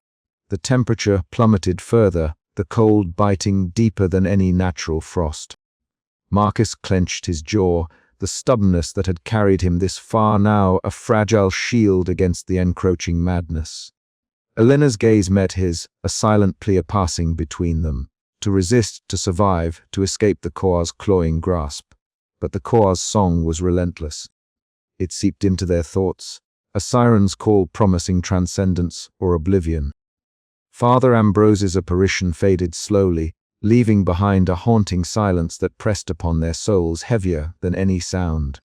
Trapped between spectral demand and mortal fear, the explorers faced the ultimate choice. To join the hollow choir was to lose oneself in eternal limbo, a fate worse than death. Yet to flee meant confronting the unknown horrors waiting beyond the monastery's cold walls. As the first light of dawn threatened the horizon, Marcus's voice broke the silence. "We cannot let this place claim us," he said, determination hardening his tone. "We find a way out before the choir's demand becomes our fate." Elena nodded, her eyes shining with a mixture of hope and terror. Around them, the echoes of the choir whispered still, a frozen fear that would not be silenced. The monastery held its breath, waiting. And the hollow choir continued to sing. The chill in the air had grown sharper, biting deeper into the bones of the remaining expedition members. In the crumbling chapel, where fractured beams allowed shards of pale light to scatter like broken promises across the stone floor, Marcus Hale sat hunched over his worn leather journal. His fingers trembled as they traced the inked lines of his previous entries, each one a step further into the abyss that the monastery had become. Around him the faint, disembodied chanting echoed endlessly, weaving itself into the very fabric of the cold stone. A ceaseless hymn that pressed against his mind like an invisible vice. He closed his eyes, trying to summon the rationality that had always defined him, a historian's discipline, a seeker of truths grounded in facts and evidence. But here, within these forsaken walls, facts twisted into shadows and evidence dissolved into whispers. The voices that drifted through the corridors were no longer mere sounds. They were a presence, a living entity that clawed at the edges of sanity. Marcus's breath hitched as a sudden wave of panic surged through him, cold and relentless, and for a moment, the sturdy veneer of his skepticism cracked. "Marcus." Elena's voice was soft, tentative, yet threaded with urgency. She knelt at the chapel's altar, fingers brushing the shattered remains of a once majestic statue. Her eyes, dark pools reflecting the dim light, shimmered with unshed tears. "You must hold on. We have to hold on." He looked up, meeting her gaze, searching for the calm she seemed to embody despite the growing dread that clung to them all. Elena hummed the haunting chant, a fragile tether to something beyond the cold stone and frozen fear. Her voice, barely audible, wove through the silence, an attempt to reach the spiritual core that the monastery's darkness sought to suffocate. "Hope," she whispered, "is all we have left." But even as she spoke, the walls seemed to pulse with a malevolent rhythm, the chanting rising and falling like a tide that threatened to drown their very souls. Nearby, Sylvia Klein was a stark contrast to their emotional turmoil. Surrounded by her instruments, the scientist's brow furrowed in concentration as she monitored the equipment that recorded the monastery's acoustic phenomena. Yet the numbers and waveforms on her screens defied conventional explanation, frequencies that bent and looped impossibly, sound waves that seemed to fold back upon themselves, creating an auditory labyrinth with no exit. "This can't be real," Sylvia muttered, voice tight with frustration. "These readings, they shouldn't exist. Not in any known physical environment." Her scientific skepticism, once a pillar of certainty, now wavered under the weight of the inexplicable. The instruments that were meant to anchor her in reason only deepened the enigma, blurring the boundaries between the natural and the supernatural. Suddenly, the faint flicker of ethereal light caught their attention. In the shadowed corridor beyond the chapel, the ghostly figure of Father Ambrose materialized, his wraith-like form robed in tattered vestments, hollow eyes seeming to bore into their souls. He neither spoke nor moved, but his presence was a profound statement, a silent testament to the tragic duty that bound him to this forsaken place. Marcus swallowed hard, feeling the weight of the apparition's gaze. It was a moment heavy with unspoken warnings, a reminder of the thin line they walked between salvation and eternal damnation. The apparition's sorrowful eyes seemed to plead with them, urging understanding, yet offering no easy answers. The team's fractures widened. Marcus's journal entries became erratic, filled with frantic observations and growing despair. Elena's spiritual fortitude was tested daily, her quiet strength contending with the monastery's oppressive aura. Sylvia's scientific detachment frayed as the acoustic anomalies deepened, twisting the very air into a tangible threat. "We were losing ourselves," Marcus confessed one evening, voice hoarse, eyes haunted. "This place, it's not just the cold or the isolation, it's the chore. It's everything we don't understand." Elena reached out, placing a steady hand on his arm. "We must remember why we came here. To uncover, to understand, to survive. Our faith, whether in reason or spirit, is what will guide us through this darkness."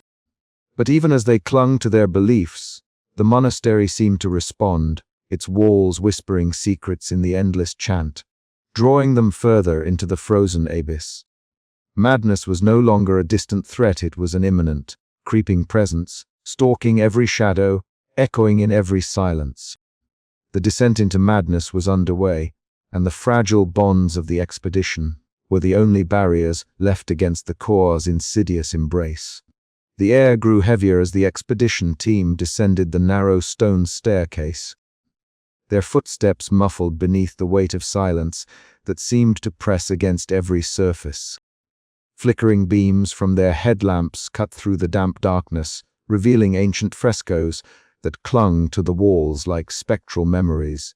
The images portrayed monks engaged in strange, ritualistic postures, their faces rigid with fervor, surrounded by shadowy forms that twisted unnaturally, as if the very essence of the monastery was entwined with something beyond human comprehension. Juta Marcus Hale led the way, his breath visible in the cold air. His usual stoic demeanor was shadowed by a deepening unease.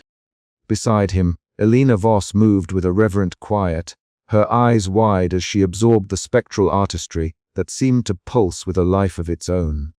Jonas Reed followed, his scowl deepening with every step.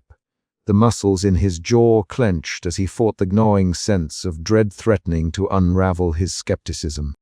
Above them, the hollow choir's voices rose and fell in a melody that was at once angelic and grotesque. The sound seeped from the ancient stones, weaving a tapestry of sound that wrapped around them, echoing endlessly through the crypt. It was as if the monastery itself sang, a living entity feeding on the souls trapped within its walls. Dra. Sylvia Klein crouched near a cluster of carvings etched deep into the stone floor. Her fingers traced the grooves, eyes narrowing as she adjusted the settings on her portable analyzer. "These symbols," she murmured, "they correspond to the acoustic anomalies we've been recording. It's as if this crypt was designed to capture and amplify the chants, to bind them here forever." Marcus studied the carvings, the realization settling like a stone in his gut. A prison of sound, he said quietly. A choir not of the living, but of the damned. Suddenly, a chill swept through the chamber, and a spectral figure materialized in the corner. Father Ambrose, the monastery's former abbot, appeared as a wraith-like silhouette draped in tattered robes. His hollow eyes reflected centuries of sorrow, his presence a silent admonition. Elena stepped forward, her voice barely more than a whisper. He's here to warn us. To remind us of the cost, the price paid for this eternal song. Jonas shifted uneasily, unwilling to acknowledge the apparition. Yet even he could not deny the oppressive weight of the moment. From a crumbling pedestal nearby, Alina retrieved a fragile manuscript, its pages yellowed and brittle.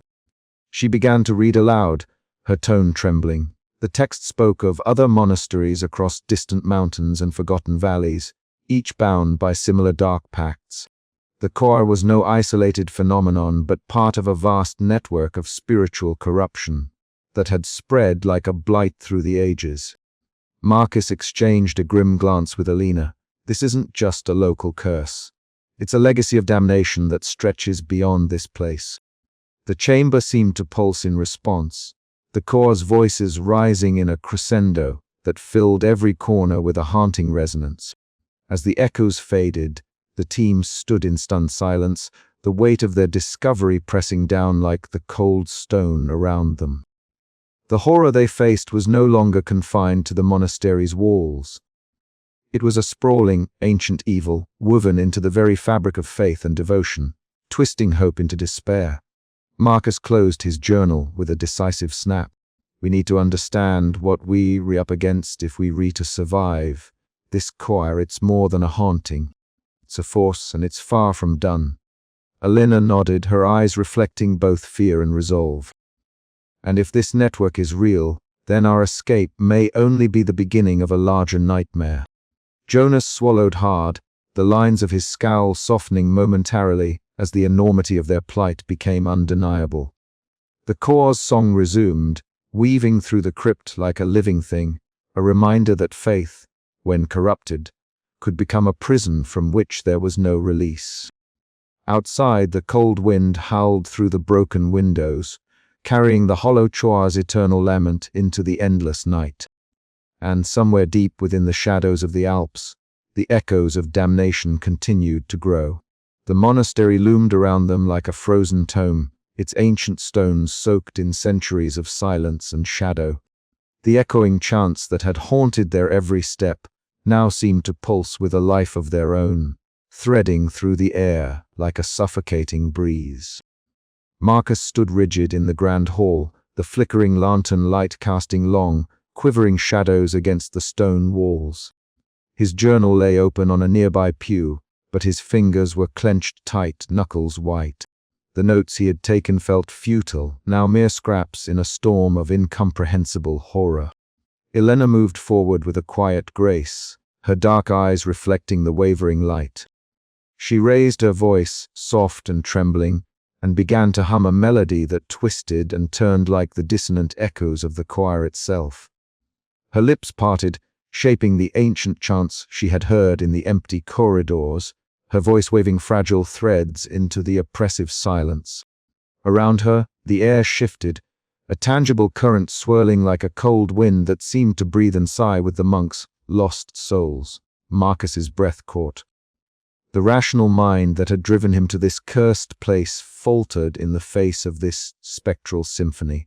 He paced restlessly, eyes darting to the dark corners where shadows pooled like ink. "Elena," he said, voice strained, "what are you doing? It's madness." She did not stop. "No," she whispered, "it's a connection. We can reach them."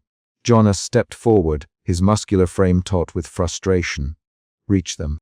Or get swallowed whole like the others. His scowl deepened, voice sharp as broken glass. "We were wasting time while this place drags us down." The tension snapped like a brittle wire. Marcus turned on Jonas, eyes blazing with a desperate fire. "And what would you have us do? Run blindly into the storm?" "There's more at stake here than your cynicism." Jonas's laugh was bitter hollow. "Faith won't save us, only getting out alive will." The heated exchange echoed through the stone corridors, the voices of men clashing amid the choir's relentless song. Dre. Sylvia Klein, standing apart with her instruments, adjusted her glasses nervously, eyes flicking between the arguing men and the ephemeral shadows that seemed to move just beyond sight. Suddenly a chill swept through the hall. A wraith-like figure emerged from the gloom. Father Ambrose, his robed form drifting silently, hollow eyes reflecting centuries of sorrow and regret. The team froze, the air thickening with a heavy stillness. The apparition's gaze settled on each of them in turn, a silent judgment that pressed on their very souls. In that moment, Marcus's stubborn denial shattered like brittle glass. The rational world he clung to crumbled beneath the weight of this haunted place. Alina stepped forward, voice steady despite the tremor in her heart. "Father Ambrose," she called softly, "we seek to understand. To end this suffering. Tell us what must be done." The ghost's form flickered, a whisper of movement that seemed more a presence than a being. The choir's chants swelled around them, a cacophony of beauty and terror intertwined. The choice was clear: to confront the darkness or be consumed by it. As the spectral hymn reached a crescendo, the survivors stood at the breaking point, their fates intertwined with the eternal song of the hollow choir. The night stretched on, endless and cold, as the ancient monastery waited patient and unforgiving. But within the depths of despair, a fragile hope lingered. Could the echoes of faith, twisted though they were, still hold the key to salvation? Or would the choir claim them all, voices lost in the frozen abyss forever? The unanswered question hung in the frigid air, a haunting refrain to the horror that had become their reality. And as the last flicker of light dimmed, the great stones whispered their endless litany, a song of faith, madness, and frozen fear. The cold was no longer just a feature of the mountain air or the stone walls that enclosed them. It had become something else entirely. It seeped into their bones, a creeping frost that whispered warnings with every breath they took. The monastery had swallowed Jonas, and with him, whatever sense of safety the expedition once held had crumbled into dust. Dre. Marcus Hale stood motionless in the corridor where Jonas had last been seen, his sharp eyes scanning the emptiness that seemed to stretch into an abyss. The faint chanting, once a distant echo, now filled the halls with a maddening insistence, rising and falling like waves crushing relentlessly against a cliff. It was no longer just sound, it was a presence, a force that clawed at the edges of his sanity. His hands trembled despite himself as he clutched his journal, the pages filled with meticulous notes that now felt woefully inadequate. "Alina," he called softly, as though his voice alone might shatter the fragile veil of silence that had settled. "We need to regroup. We can't let this place break us apart." From deeper within the monastery, Elena Voss emerged, her dark hair draped loosely over her shoulders, eyes wide but calm. She moved with a quiet grace that seemed almost otherworldly in the oppressive atmosphere. Kneeling on the icy floor, she began to hum the haunting chants that had plagued their nights and days. Her voice was soft, tentative, weaving through the endless chorus like a thread of fragile hope. Marcus watched, a mixture of awe and terror stirring within him. Elena's connection to the monastery's spectral choir was unsettling yet strangely comforting. She was reaching out to the unseen, perhaps trying to find a way to soothe the restless voices. Meanwhile, Sylvia Klein's hands moved rapidly over the controls of her recording equipment, eyes darting between the blinking lights and her notes.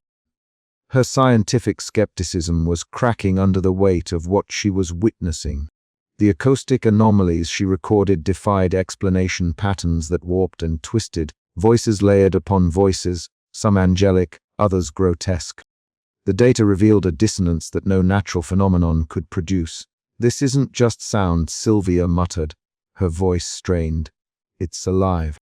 It's manipulating the environment. The choir isn't just a memory, it's a force." Marcus Angel, the steadfast mountaineer, moved through the shadows with practiced caution, his weather-beaten face tight with concern. He whispered urgently to Lina Moritz near a shattered window, the pale mountain light casting their elongated forms against the frost-bitten stone. "We can't stay here much longer," Marcus said, voice low but firm. "The Choa's grip is tightening. We need a plan. Now." Lena nodded, her youthful features grim. "The texts hint at hidden passages, but they don't say where exactly. We have to find them before it's too late." The oppressive silence was shattered by the choir's relentless singing, a chilling symphony that seemed to echo from every corner and none. It was a song of devotion, madness, and eternal torment, a reminder that the monks who once inhabited this place had vanished. Their bodies lost, but their voices trapped in a dark pact. As the minutes stretched into hours, the atmosphere thickened with frozen fear. Shadows danced at the edges of their vision. Whispers slithered beneath the chanting, carrying promises and threats intertwined. Trust frayed among the survivors. Marcus found himself questioning Elena's increasing acceptance of the supernatural, while Jonna's absence haunted every step. The Choa's influence was no longer subtle. It invaded their dreams, twisted their thoughts, and eroded the thin veneer of reason each clung to. One by one, the members of the expedition felt the temptation to surrender to the eternal song, to become part of the hollow choir themselves. Elena's humming grew louder, her eyes reflecting a depth of sorrow and resolve that unsettled Marcus. "We have to hold on," she whispered.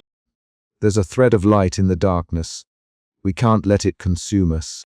But even as she spoke, the walls seemed to close in, the cold intensifying, and the voices swelling to a crescendo that promised oblivion. The chapter closed with the survivors huddled together, caught between despair and a flicker of hope. As the hollow choir's song echoed endlessly through the monastery's frozen halls, threatening to claim them one by one. The frigid air bit through layers of clothing as Marcus led the group deeper into the monastery's twisting corridors. Each step echoed softly, swallowed quickly by the vast, empty spaces. The chanting was everywhere and nowhere, a spectral tide rising and falling with cruel rhythm. "I can't explain it," Sylvia said quietly, adjusting her instruments. "The layers of sound, they almost sentient. It's as if the Choa knows we rehear." Lena's fingers traced the ancient inscriptions on the wall, her breath fogging in the icy air. These texts speak of a binding ritual, one that sacrificed flesh for voice. The monks became their own Choir, trapped between worlds. Marcus swallowed hard. "And now we were caught in their song." The group paused as a sudden chill swept the corridor. Elena's eyes glazed momentarily, her lips moving in silent prayer. "They were reaching out," she said, trying to pull us in. Marcus glanced over his shoulder, muscles tense. "We need to keep moving.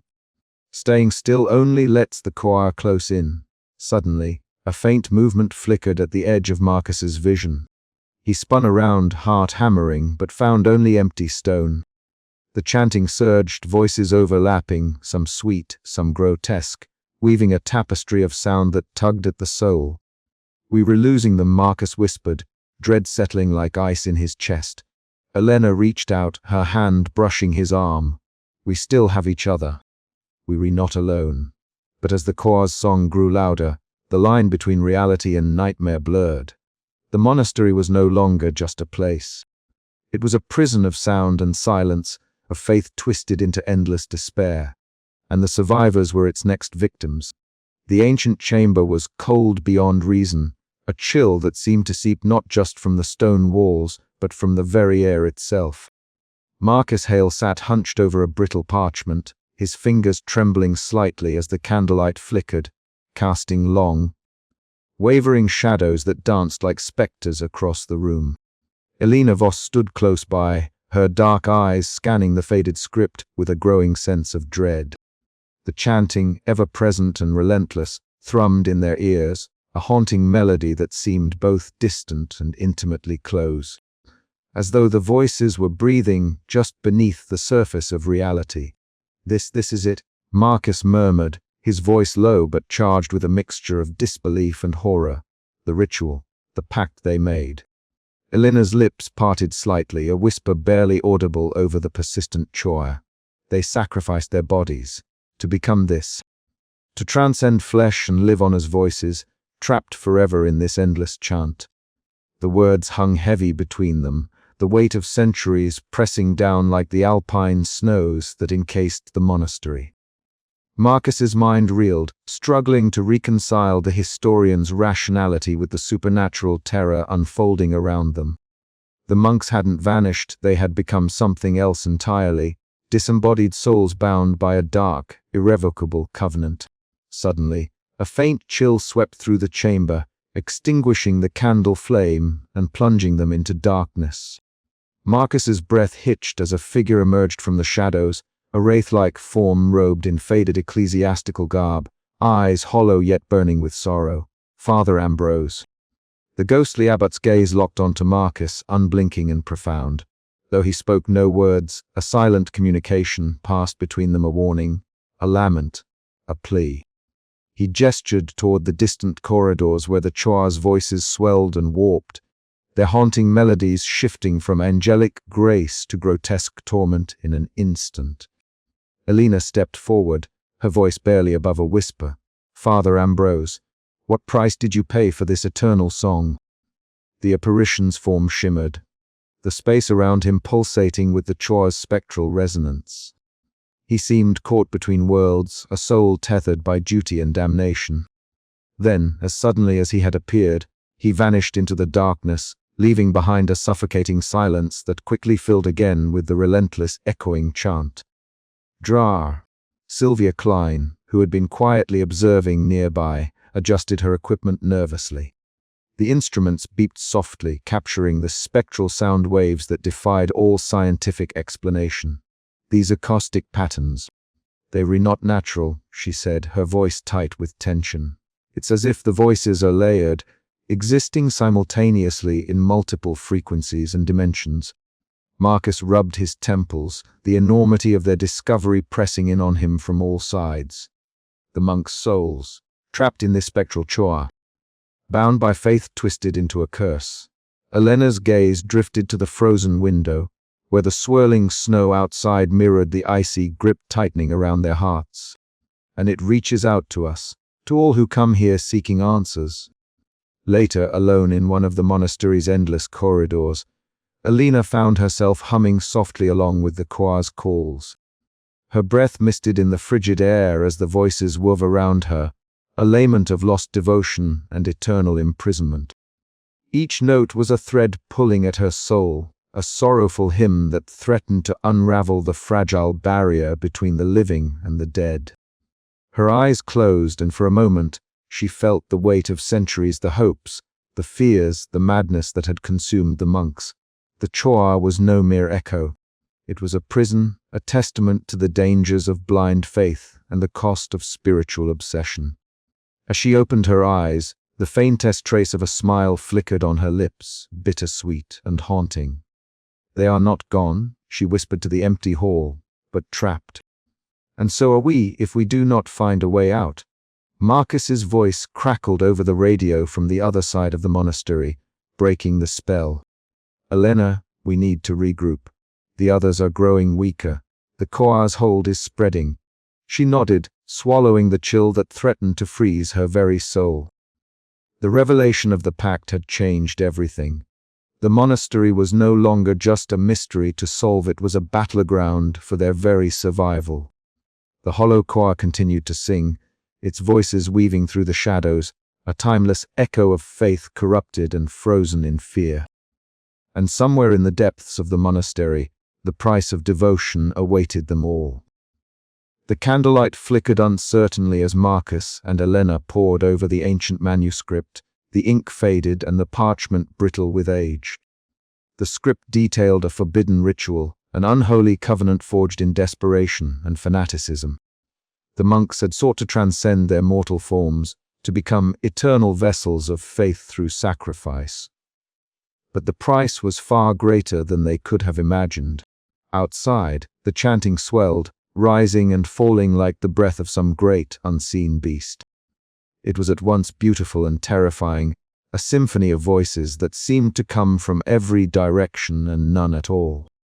We are not alone, Marcus whispered, eyes scanning the darkened corners of the chamber. Elena nodded slowly, her fingers tracing the faded words. The core is alive, bound to this place, but reaching out. A sudden movement caught Marcus's eye. The ghostly figure of Father Ambrose materialized before them, his presence both commanding and sorrowful. The abbot's hollow eyes seemed to pierce through Marcus's very soul, conveying a message without uttering a single word. Father Ambrose raised a hand, pointing toward the sealed crypts beneath the monastery. This is where it began, Marcus thought he understood. The source of the pact. Dra. Sylvia Klein's voice crackled through the radio, full of a mixture of fear and fascination. The acoustic readings are off the charts.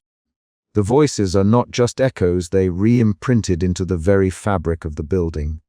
Marcus swallowed hard. The monks didn't just disappear, they became the choir. Their souls trapped in eternal limbo, singing a hymn of oblivion. Elena's eyes glistened with unshed tears. We must find a way to break the pact, before we join them. The monastery groaned around them, the stones shifting as if in response. The hollow choir's song grew louder, an overwhelming tide of sound that threatened to drown their sanity. In that moment, Marcus realized the chilling truth. Faith could be a prison as much as a salvation. And in the depths of this forsaken place, salvation was a fading hope drowned in a sea of frozen fear. The pact was unveiled. The air within the monastery grew heavier that night, thick with a presence that defied reason yet demanded recognition. Elena sat cross-legged on the cold stone floor of the chapel, her back straight despite the exhaustion weighing on her limbs. The hollow choir's ethereal chanting swirled about her like a living, breathing mist, tendrils of sound weaving through the vaulted arches and settling deep within her chest. Her eyes were closed, lips parted in a quiet hum that matched the haunting melody. Tears traced silent paths down her cheeks, unbidden but not unwelcome. Each note of the chant was both a lament and a promise, a paradoxical symphony that spoke of loss and transcendence, of devotion and damnation. Elena's journey to this moment had been torturous. Raised in a devout family, she had always believed in the sanctity of faith.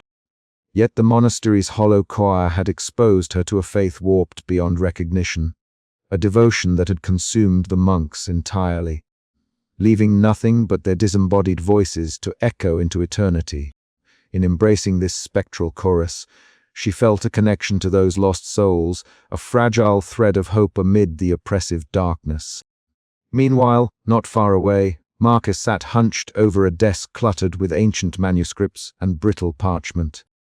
Candlelight flickered, casting uneasy shadows that danced across his sharp features.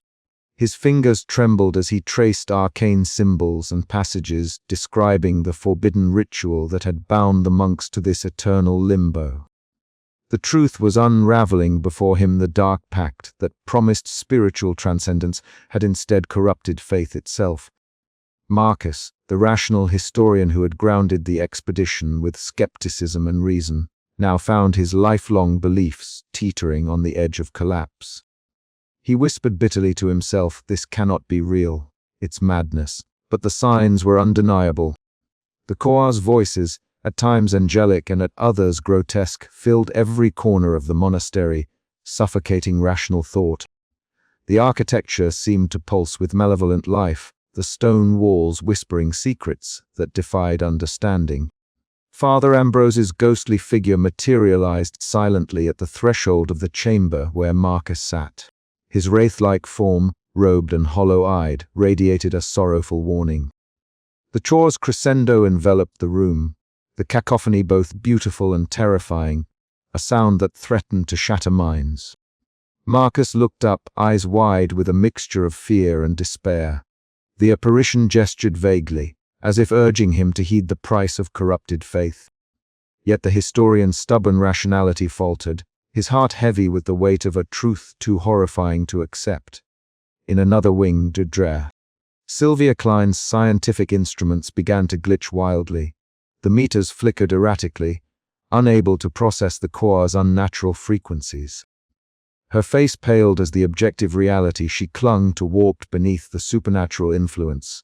She muttered, "This defies every law of acoustics. It's impossible." The team's fragile unity frayed as Elena's spiritual acceptance clashed with Marcus's crumbling skepticism and Sylvia's scientific confusion. The Choir's dark influence tightened its grip, threatening to consume their sanity and their very souls. Elena rose from the chapel floor, voice steady despite the dread curling in her stomach. "We can't fight it with reason alone," she said softly.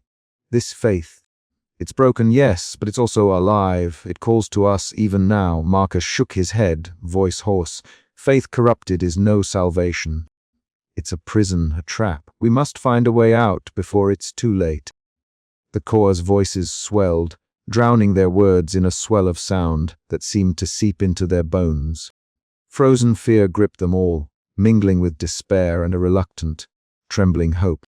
As the night deepened, the thin line between devotion and damnation blurred irrevocably, leaving the explorers caught in a liminal space where faith itself was both weapon and wound, salvation and curse. Their ordeal was far from over, and the Choir's hollow song promised that the darkest trials still awaited. The chapter closed on a chilling note amid the echoing chants. A final question hung in the frosty air: how could faith survive when its very foundation was corrupted beyond recognition? The answer lay hidden in the frozen shadows of the monastery, awaiting those desperate enough to seek it, and strong enough to endure the consequences. The frozen abyss, a biting cold, unlike any natural chill, gripped the ancient stones of the monastery, settling deep into the bones of those who dared to trespass within its forsaken walls. Due to Marcus, Hale pulled his coat tighter, but the fabric seemed to offer no sanctuary against the supernatural frost creeping through the cathedral's vast nave. His breath emerged in ragged clouds, each exhalation a visible testament to the unyielding cold that defied explanation. Around him, the disembodied chants swelled, echoing through the vaulted ceilings and shadowed recesses. The voices were at once angelic and grotesque, a haunting chorus that pierced the silence with spectral fingers. This was no mere sound. It was a presence, a living force that warped the very air. Marcus's sharp eyes scanned the frost-laden floor, the frozen dust motes drifting in the pale light filtering through stained glass windows. His journal lay open at his side, notes hastily scribbled in trembling script. "The cold is not environmental," he muttered to himself, voice nearly lost amid the eerie harmonies. "It is something else." Elena Voss knelt nearby, her dark hair cascading over her shoulders, eyes wide and luminous in the dim glow. She hummed softly, echoing the chants with a reverence that unsettled Marcus. Her fingers traced the icy flagstones, as if seeking to draw strength from the stone itself. "They are still here," she whispered, her voice trembling with awe and fear, not in body, but in spirit, bound frozen. Her words hung in the frigid air, as the temperature seemed to plummet further, frost creeping up the walls like spectral ivy. The monastery had become a tomb not just of flesh but of faith and soul, suspended in an eternal winter of despair. Sylvia Klein sat apart, her instruments buzzing and flickering in erratic patterns. "This defies all known physics," she said, eyes darting between her equipment and the chanting. "The acoustic anomalies correlate with a temperature gradient far beyond any natural cause.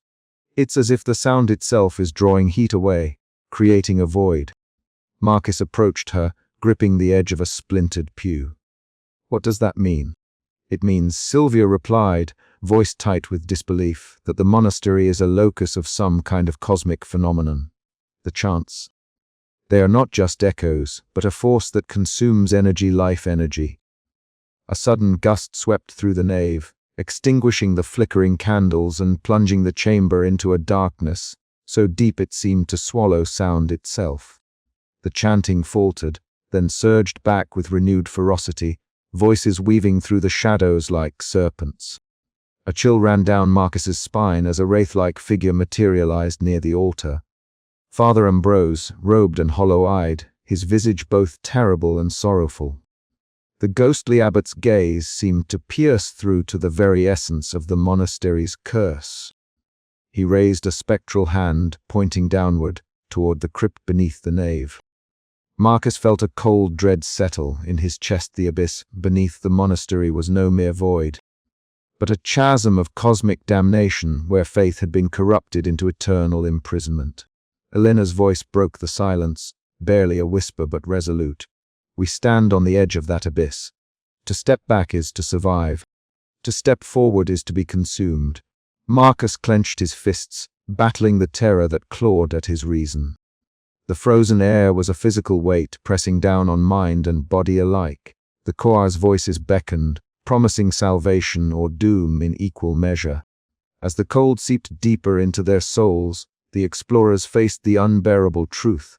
The monastery was a nexus where faith and damnation intertwined, a frozen abyss that threatened to swallow all hope. The question that haunted Marcus as he stared into the darkness was not if they could escape, but whether any part of themselves could survive the journey back from this haunted sanctum. The choir's song rose again, a chilling crescendo that echoed across the endless stone, a reminder that some voices were never meant to be silenced and some fears never overcome. And in that frozen abyss, the line between salvation and perdition blurred beyond recognition. The air was thick with frost as Marcus moved cautiously through the nave, the echoing chants wrapping around him like a living shroud. His journal was clutched tightly, the pages damp with condensation, yet he forced himself to write. Every word was a testament against the encroaching madness, a desperate attempt to anchor his unraveling mind. Elena sat cross-legged on the floor, her eyes closed, lips moving in silent prayer or perhaps communion. The spectral cold seemed to swirl around her, yet she bore it with a serene strength that both comforted and terrified Marcus. He wished he possessed such faith. Dra! Sylvia's instrument sputtered and died, leaving only the choir's voices as the sole sound in the cathedral's frozen heart. She glanced at Marcus, her expression pale and strained. We are losing the battle against this. Whatever it is, she said quietly. Marcus nodded, swallowing the lump in his throat. The abyss beneath the monastery was not merely a physical void, it was a cosmic maw hungry for souls, frozen in an eternal lament. As the choir's voices rose to a haunting climax, Marcus realized that the true horror was not the cold, nor the vanished monks, but the knowledge that faith could become a prison, a frozen abyss from which there was no escape. He closed his eyes briefly, hearing the choir's endless chant echoing through the stone and into his bones. The frozen fear was no longer just around them, it was within them, a chilling echo of their own fragile mortality. The night stretched on, endless and merciless, as the explorers stood on the edge of the abyss between salvation and eternal silence. The frozen choir continued to sing. The air inside the monastery had grown colder still, as if the very stones themselves were drawing the warmth from their bodies. Marcus stared at the brittle parchment spread across the wooden table, his fingers tracing the faded lines of the map with a trembling resolve. The chants echoed louder now, swirling like a tempest of invisible voices, their melody at once beautiful and grotesque. Elena stood nearby, her eyes closed as she softly hummed in harmony with the haunting choir, seeking some thread of connection to the spirits that held the monastery in thrall. Sylvia busied herself with her recording devices, adjusting dials and peering through her glasses. But even her scientific detachment could not mask the fear creeping into her voice. The acoustic distortions are intensifying, she murmured, eyes darting toward the wavering shadows that danced against the cold stone walls. It's as if the building itself is alive, resisting us. Marcus glanced up, nodding grimly. We don't have much time. Jonas is gone, taken by this choir, and if we linger, we'll be next. A sudden stillness fell over the room. The chanting ceased, replaced by a suffocating silence. From the gloom, a spectral figure emerged, Father Ambrose. His wraith-like form glided forward, hollow eyes locking with Marcus's, a silent, sorrowful warning that chilled them more than the biting cold ever could. Elena's voice broke the silence, barely a whisper. He's here to guide us, but also to remind us of what awaits if we fail. Marcus swallowed hard, the weight of his skepticism crumbling beneath the ghost's unspoken message. We have to move. Now. Gathering their meager supplies, the trio prepared to navigate the labyrinthine corridors. The monastery seemed to close in around them, the walls pulsing faintly as if breathing. Each step echoed into the void, swallowed by the choir's return, their voices weaving a tapestry of hope and horror that threatened to ensnare all who dared to listen. As they slipped into the darkness, Alina reached out, taking Marcus's hand, briefly a fragile gesture of solidarity amid the encroaching despair. The path ahead was uncertain, the line between salvation and eternal imprisonment razor-thin. Through the twisting passages they moved, the choir's relentless song echoing in their ears, a reminder that the monastery's hollow choir was patient, eternal, and hungry for new voices to join its cursed harmony. The cold bit deeper, their breaths misting in the frigid air as shadows lengthened and flickered. Every corner held the threat of madness, every silence a promise of doom. Yet, in that crucible of frozen fear and wavering faith, the survivors pressed on, their footsteps a defiant beat against the choir's endless lament. But as the corridors stretched on, the question loomed heavier than ever. Would they escape this haunted sanctuary of lost souls, or become the next echoes in the hollow choir's eternal song? The answer lay somewhere in the darkness ahead, waiting with bated breath. The monastery's corridors twisted and narrowed beneath the weight of a darkness more ancient than the stones themselves. Marcus led the way, his breath steaming in the bitter cold air, eyes sharp despite the creeping exhaustion that clawed at his limbs. Behind him, Elena's footsteps faltered, her face pale but determined, while Sylvia clutched her malfunctioning instruments. The once precise scientist now at the mercy of forces she could neither measure nor explain. A low, humming chant drifted through the shadows, at once angelic and grotesque, echoing endlessly as if the very walls breathed the mournful song of the hollow choir.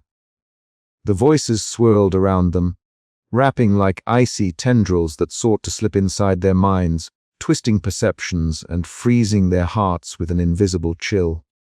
"Keep moving," Marcus urged, his voice a strained whisper barely audible over the cacophony. "We have to find the exit before it's too late." Elena nodded, though her eyes betrayed a flicker of doubt. The voices, they re everywhere. It's like they live in the stones themselves. Sylvia's grip tightened on her broken equipment. "My devices can't make sense of this. It's not just sound, it's a distortion, like reality itself is unraveling." The trio pressed forward, navigating the labyrinthine passages slick with ice that glistened under the faint light of their flashlights. Every step echoed unnaturally, multiplied into a chorus of phantom footsteps that seemed to follow and mock them. The chill bit deeper than mere cold. It was a frozen fear seeping into their bones and clouding their thoughts. Suddenly, Elena stopped, her breath catching. She raised a trembling hand, and with a soft, hesitant hum, she began to replicate a note from the choir's chant. The ethereal sound stirred the air, and for a moment, the oppressive noise softened, replaced by a fragile stillness that settled around them like a fragile shield. "It's working," Alina whispered. Maybe the choir responds to understanding, not fear." Marcus's jaw clenched. "We can't afford hope, not yet, but keep going." As they moved onward, Sylvia's instruments flickered violently, then died, the silence from the loss amplifying the eerie chanting that resumed with a vengeance. Her eyes widened in helpless disbelief. "The technology's useless here. We re-in their realm now, whatever that means." The corridor opened into a vast chamber where shadows danced grotesquely along the walls. The choir's voices swelled into a monstrous crescendo, an echoing swell that seemed to press against their very souls. The air thickened, and invisible forces tugged at their limbs, freezing them in place. Marcus struggled against the paralysis, shouting, "Fight it! Don't let it take you!" Elena's eyes shone with a terrible light as she sang softly again, her voice trembling but resolute. Slowly, the frozen hold loosened, allowing them to stagger forward, hearts pounding and minds fraying at the edges. The flight through the frozen shadows was a desperate dance between sanity and oblivion. Each step forward was a battle against the Choir's relentless assault on their bodies and minds. Yet, amid the terror and despair, a fragile ember of hope flickered, an understanding that perhaps, in confronting the Choir's song, they could reclaim their own voices and escape the eternal prison of the hollow monastery.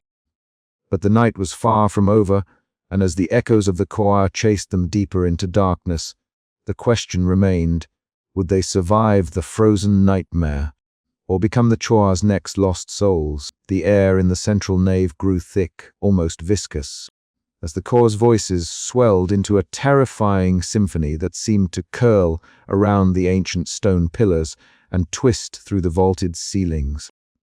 Marcus steadied his breath, clutching his notebook as though it were a talisman against the encroaching madness. The chanting was no longer a distant echo, but an all-consuming force, a dissonant wave that crashed into their senses with unbearable intensity. Elena stood nearby, her lips parted as she hummed softly, a fragile attempt to weave her own voice into the ancient litany that filled the air. Marcus's eyes never left her, a mixture of hope and despair etched deep into his face. Her calm acceptance contrasted starkly with his growing terror. Dre.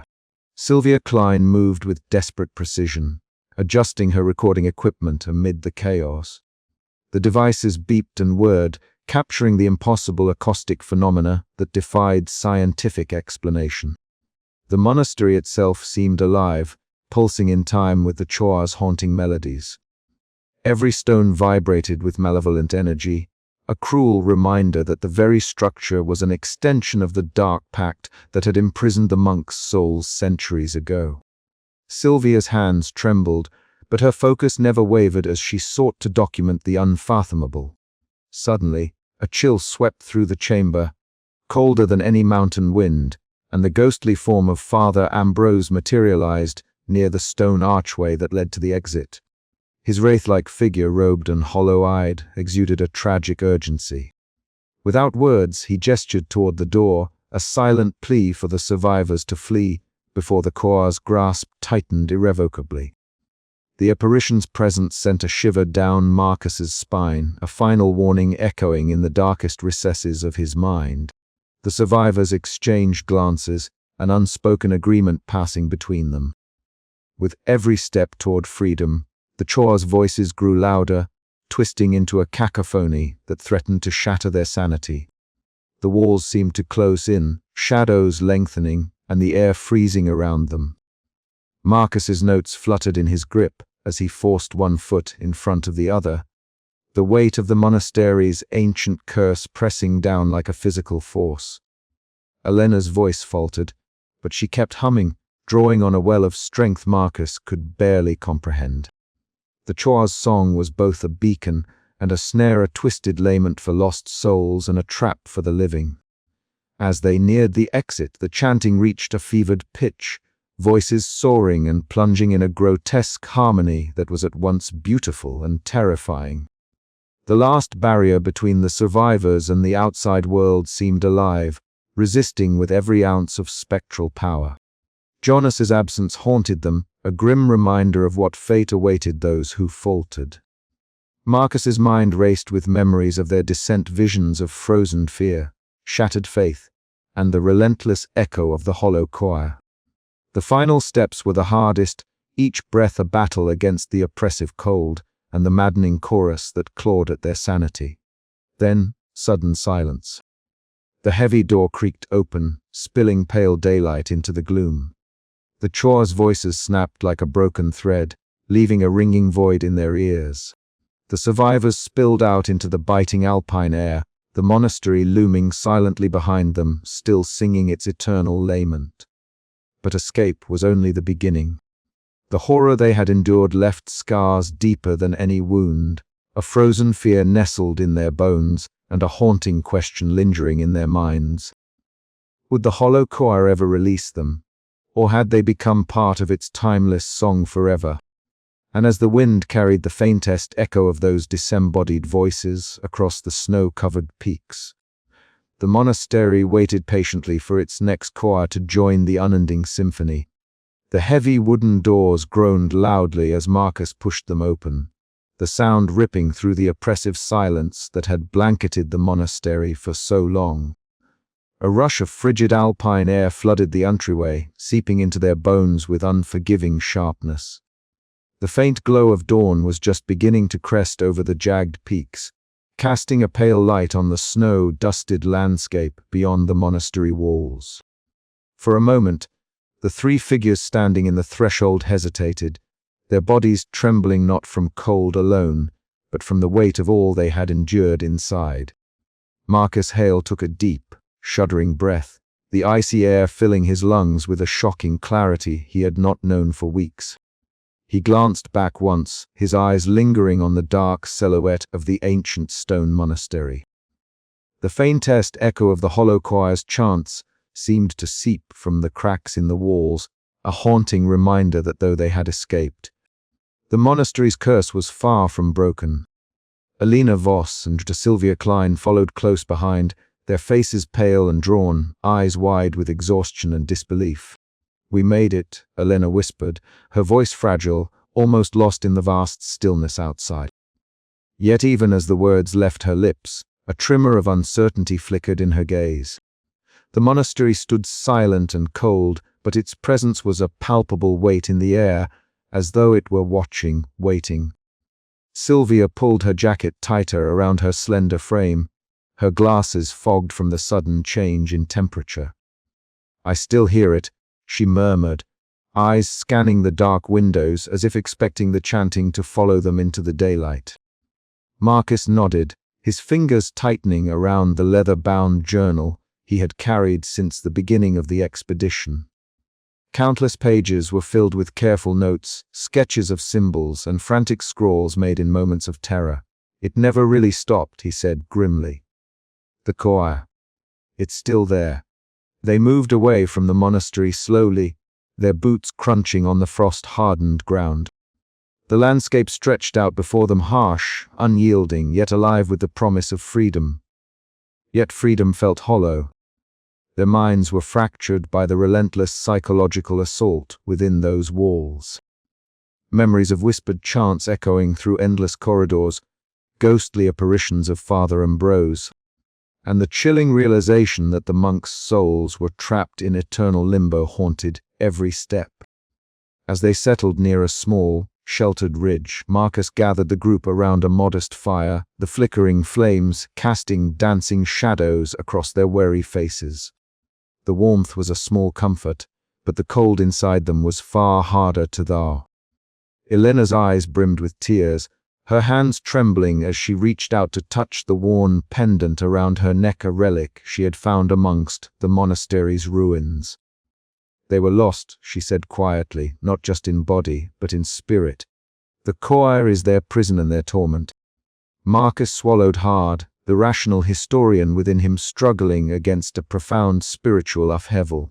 "I wanted to believe it was all superstition, something we could explain away with logic and science," he admitted. "But now, I don't know what to think." Sylvia adjusted her glasses, her voice steady despite the turmoil evident in her face.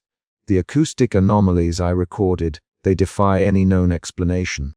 It's as though the very stones of the monastery are alive with their voices." The fire crackled, sending sparks into the cold air. For a moment, the three sat in heavy silence, the only sound the distant caw of a lone bird, and the soft rustle of wind through the trees. Suddenly, a gust swept over the ridge, carrying with it a faint, ethereal whisper. Elena's breath caught as her eyes closed, the ghostly chant wrapping around her like a cold embrace. "It calls to me," she murmured, voice trembling. Not with malice, but with sorrow. Marcus reached out, placing a steadying hand on her shoulder. "We can't let it take us," he said firmly, though his own heart pounded with a frozen fear he could barely contain. "We survived for a reason. We have to hold on to that." Night drew in quickly, and the fire's warmth beckoned them to rest, but sleep was elusive. Each survivor wrestled with their inner demons, shadows cast long and dark by the memories of the choir's relentless song. Marcus opened his journal once more, his pen moving carefully as he recorded their escape and the heavy price they had paid. "This place changes you," Alina whispered into the night, her voice carrying a fragile hope. "But maybe we can carry their story forward, to warn others, to remember." Marcus nodded slowly, the first flicker of acceptance stirring within him. Faith, madness, or darkness, we faced it all. And though the choir's song still haunts us, we are still here. But as the wind shifted, the faintest hint of chanting returned, drifting from the dark outline of the monastery. It was a sound that promised the hollow choir endured, eternal and unyielding, waiting for new voices to join its endless lament. And somewhere deep inside Marcus, a question echoed louder than ever before. Would their escape ever be complete, or were they already bound to the choir's frozen fate? The fire dwindled to embers as the survivors sat watch beneath the indifferent stars, carrying the heavy silence of the Alps and the hollow choir's eternal song within their souls. The sky was a pale wash of dawn, cold and brittle as Dura, Marcus Hale, Alina Voss, and Marcus Engel stumbled from the monastery's yawning archway into the biting alpine morning.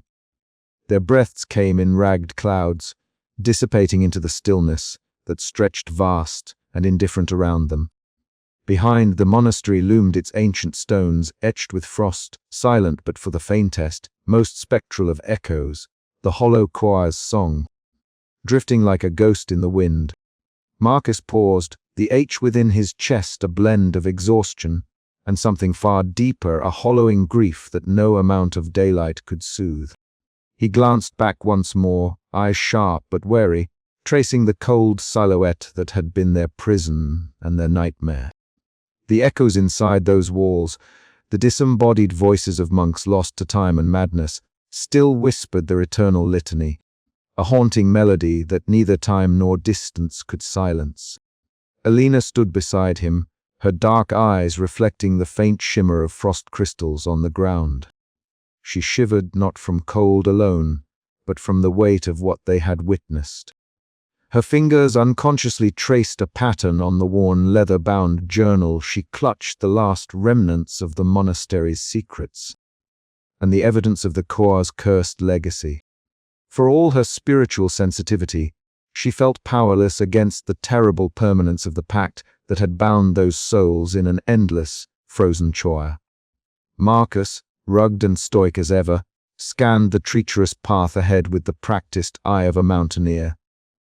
Yet even his usual certainty was shaken, worn thin by the oppressive memories that clung to every shadowed corner of the monastery. The mountain air was sharp, carrying the scent of snow and pine, but beneath it, it lingered an intangible, chill one that no fire could warm. The three moved away from the monastery's threshold, their footsteps muffled against the hard, packed snow. Behind them, the heavy stone doors closed slowly, as if drawn by unseen hands, sealing the ancient secrets once more within their cold embrace. The faint chant, neither wholly angelic nor entirely grotesque, faded to a whisper and then to silence, leaving only the vast, empty wilderness and the fragile hope of survival. Inside the monastery's heart, the great chapel lay frozen in time. Frost clung to the carved stone pews and the weathered relics, each coated in a thin veil of ice that glittered faintly in the weak morning light. The air was thick with a spectral stillness, broken only by the faintest echoes, the choir's voices trapped between worlds, singing a hymn of corrupted faith and eternal suffering. The voices twisted and turned through the vaulted ceilings, a haunting symphony that defied the boundaries of flesh and spirit. Marcus's fingers traced the cold stone altar, the chill seeping through his gloves, grounding him in the terrible reality of what they had uncovered. The monks had sacrificed their bodies in a desperate bid for transcendence, their souls forever ensnared in the choir's endless hymn. It was a fate neither living nor dead, a frozen limbo of devotion turned damnation. The silence outside was not peace, it was the suffocating stillness of a prison without walls. That night, huddled around a small fire deep in the alpine wilderness, the survivors shared a silence heavy with unspoken truths. The flames flickered weakly against the dark, casting long shadows that danced with the ghosts of their memories. Marcus's eyes, sharp yet hollow, met Alina's steady gaze. Marcus sat nearby, the lines of weariness etched across his face, belying his usual strength. The choir's song was distant now, but it lingered on the wind, a spectral reminder that their ordeal was far from over. Each of them bore invisible scars, the trauma etched deep within their souls. They were marked not just by what they had seen, but by what had seen them. The monastery's dark pact had reached out and touched them, binding them in ways they could neither fully comprehend nor escape. Alina whispered a prayer, her voice trembling but resolute. "Faith is a fragile thing," she said softly, "and sometimes the price of devotion is more than we can bear." Marcus nodded, his thoughts tangled in the ruins of his long-lost beliefs. "We sought answers," he murmured, "and found only echoes. Echoes that will haunt us forever." Outside, the night deepened, and the snow began to fall silently, each flake a cold kiss upon the earth. Far above, the monastery stood sentinel silent, cold, eternal. Its hollow choir continued to sing, an endless lament of corrupted faith and frozen fear that would echo on long after the last of the explorers had fled. The chilling truth remained: the dark pact was unbroken. The choir's voices would continue to call out, reaching into the hearts of those who dared to listen. Somewhere, beyond the frozen heights and the veil of silence, new victims waited, drawn by the same spectral song that had ensnared the monks centuries before. And so the monastery endured, a timeless monument to faith turned to horror, its hollow choir singing forevermore in the frozen shadows of the Alps. The wind carried the faintest echo of a chant on its breath, a haunting melody that promised that the story was far from over. The thin line between devotion and damnation remained, blurred and eternal, waiting for the next soul to answer the call. Marcus, Alina, and Marcus turned away, their figures swallowed slowly by the vast wilderness, carrying with them the fragile hope that they had escaped the choir's grasp. But as the last ember of their fire died, the hollow choir's song rose once more within the monastery's stone walls, an eternal, chilling promise that faith corrupted would never truly die. The end was only a beginning.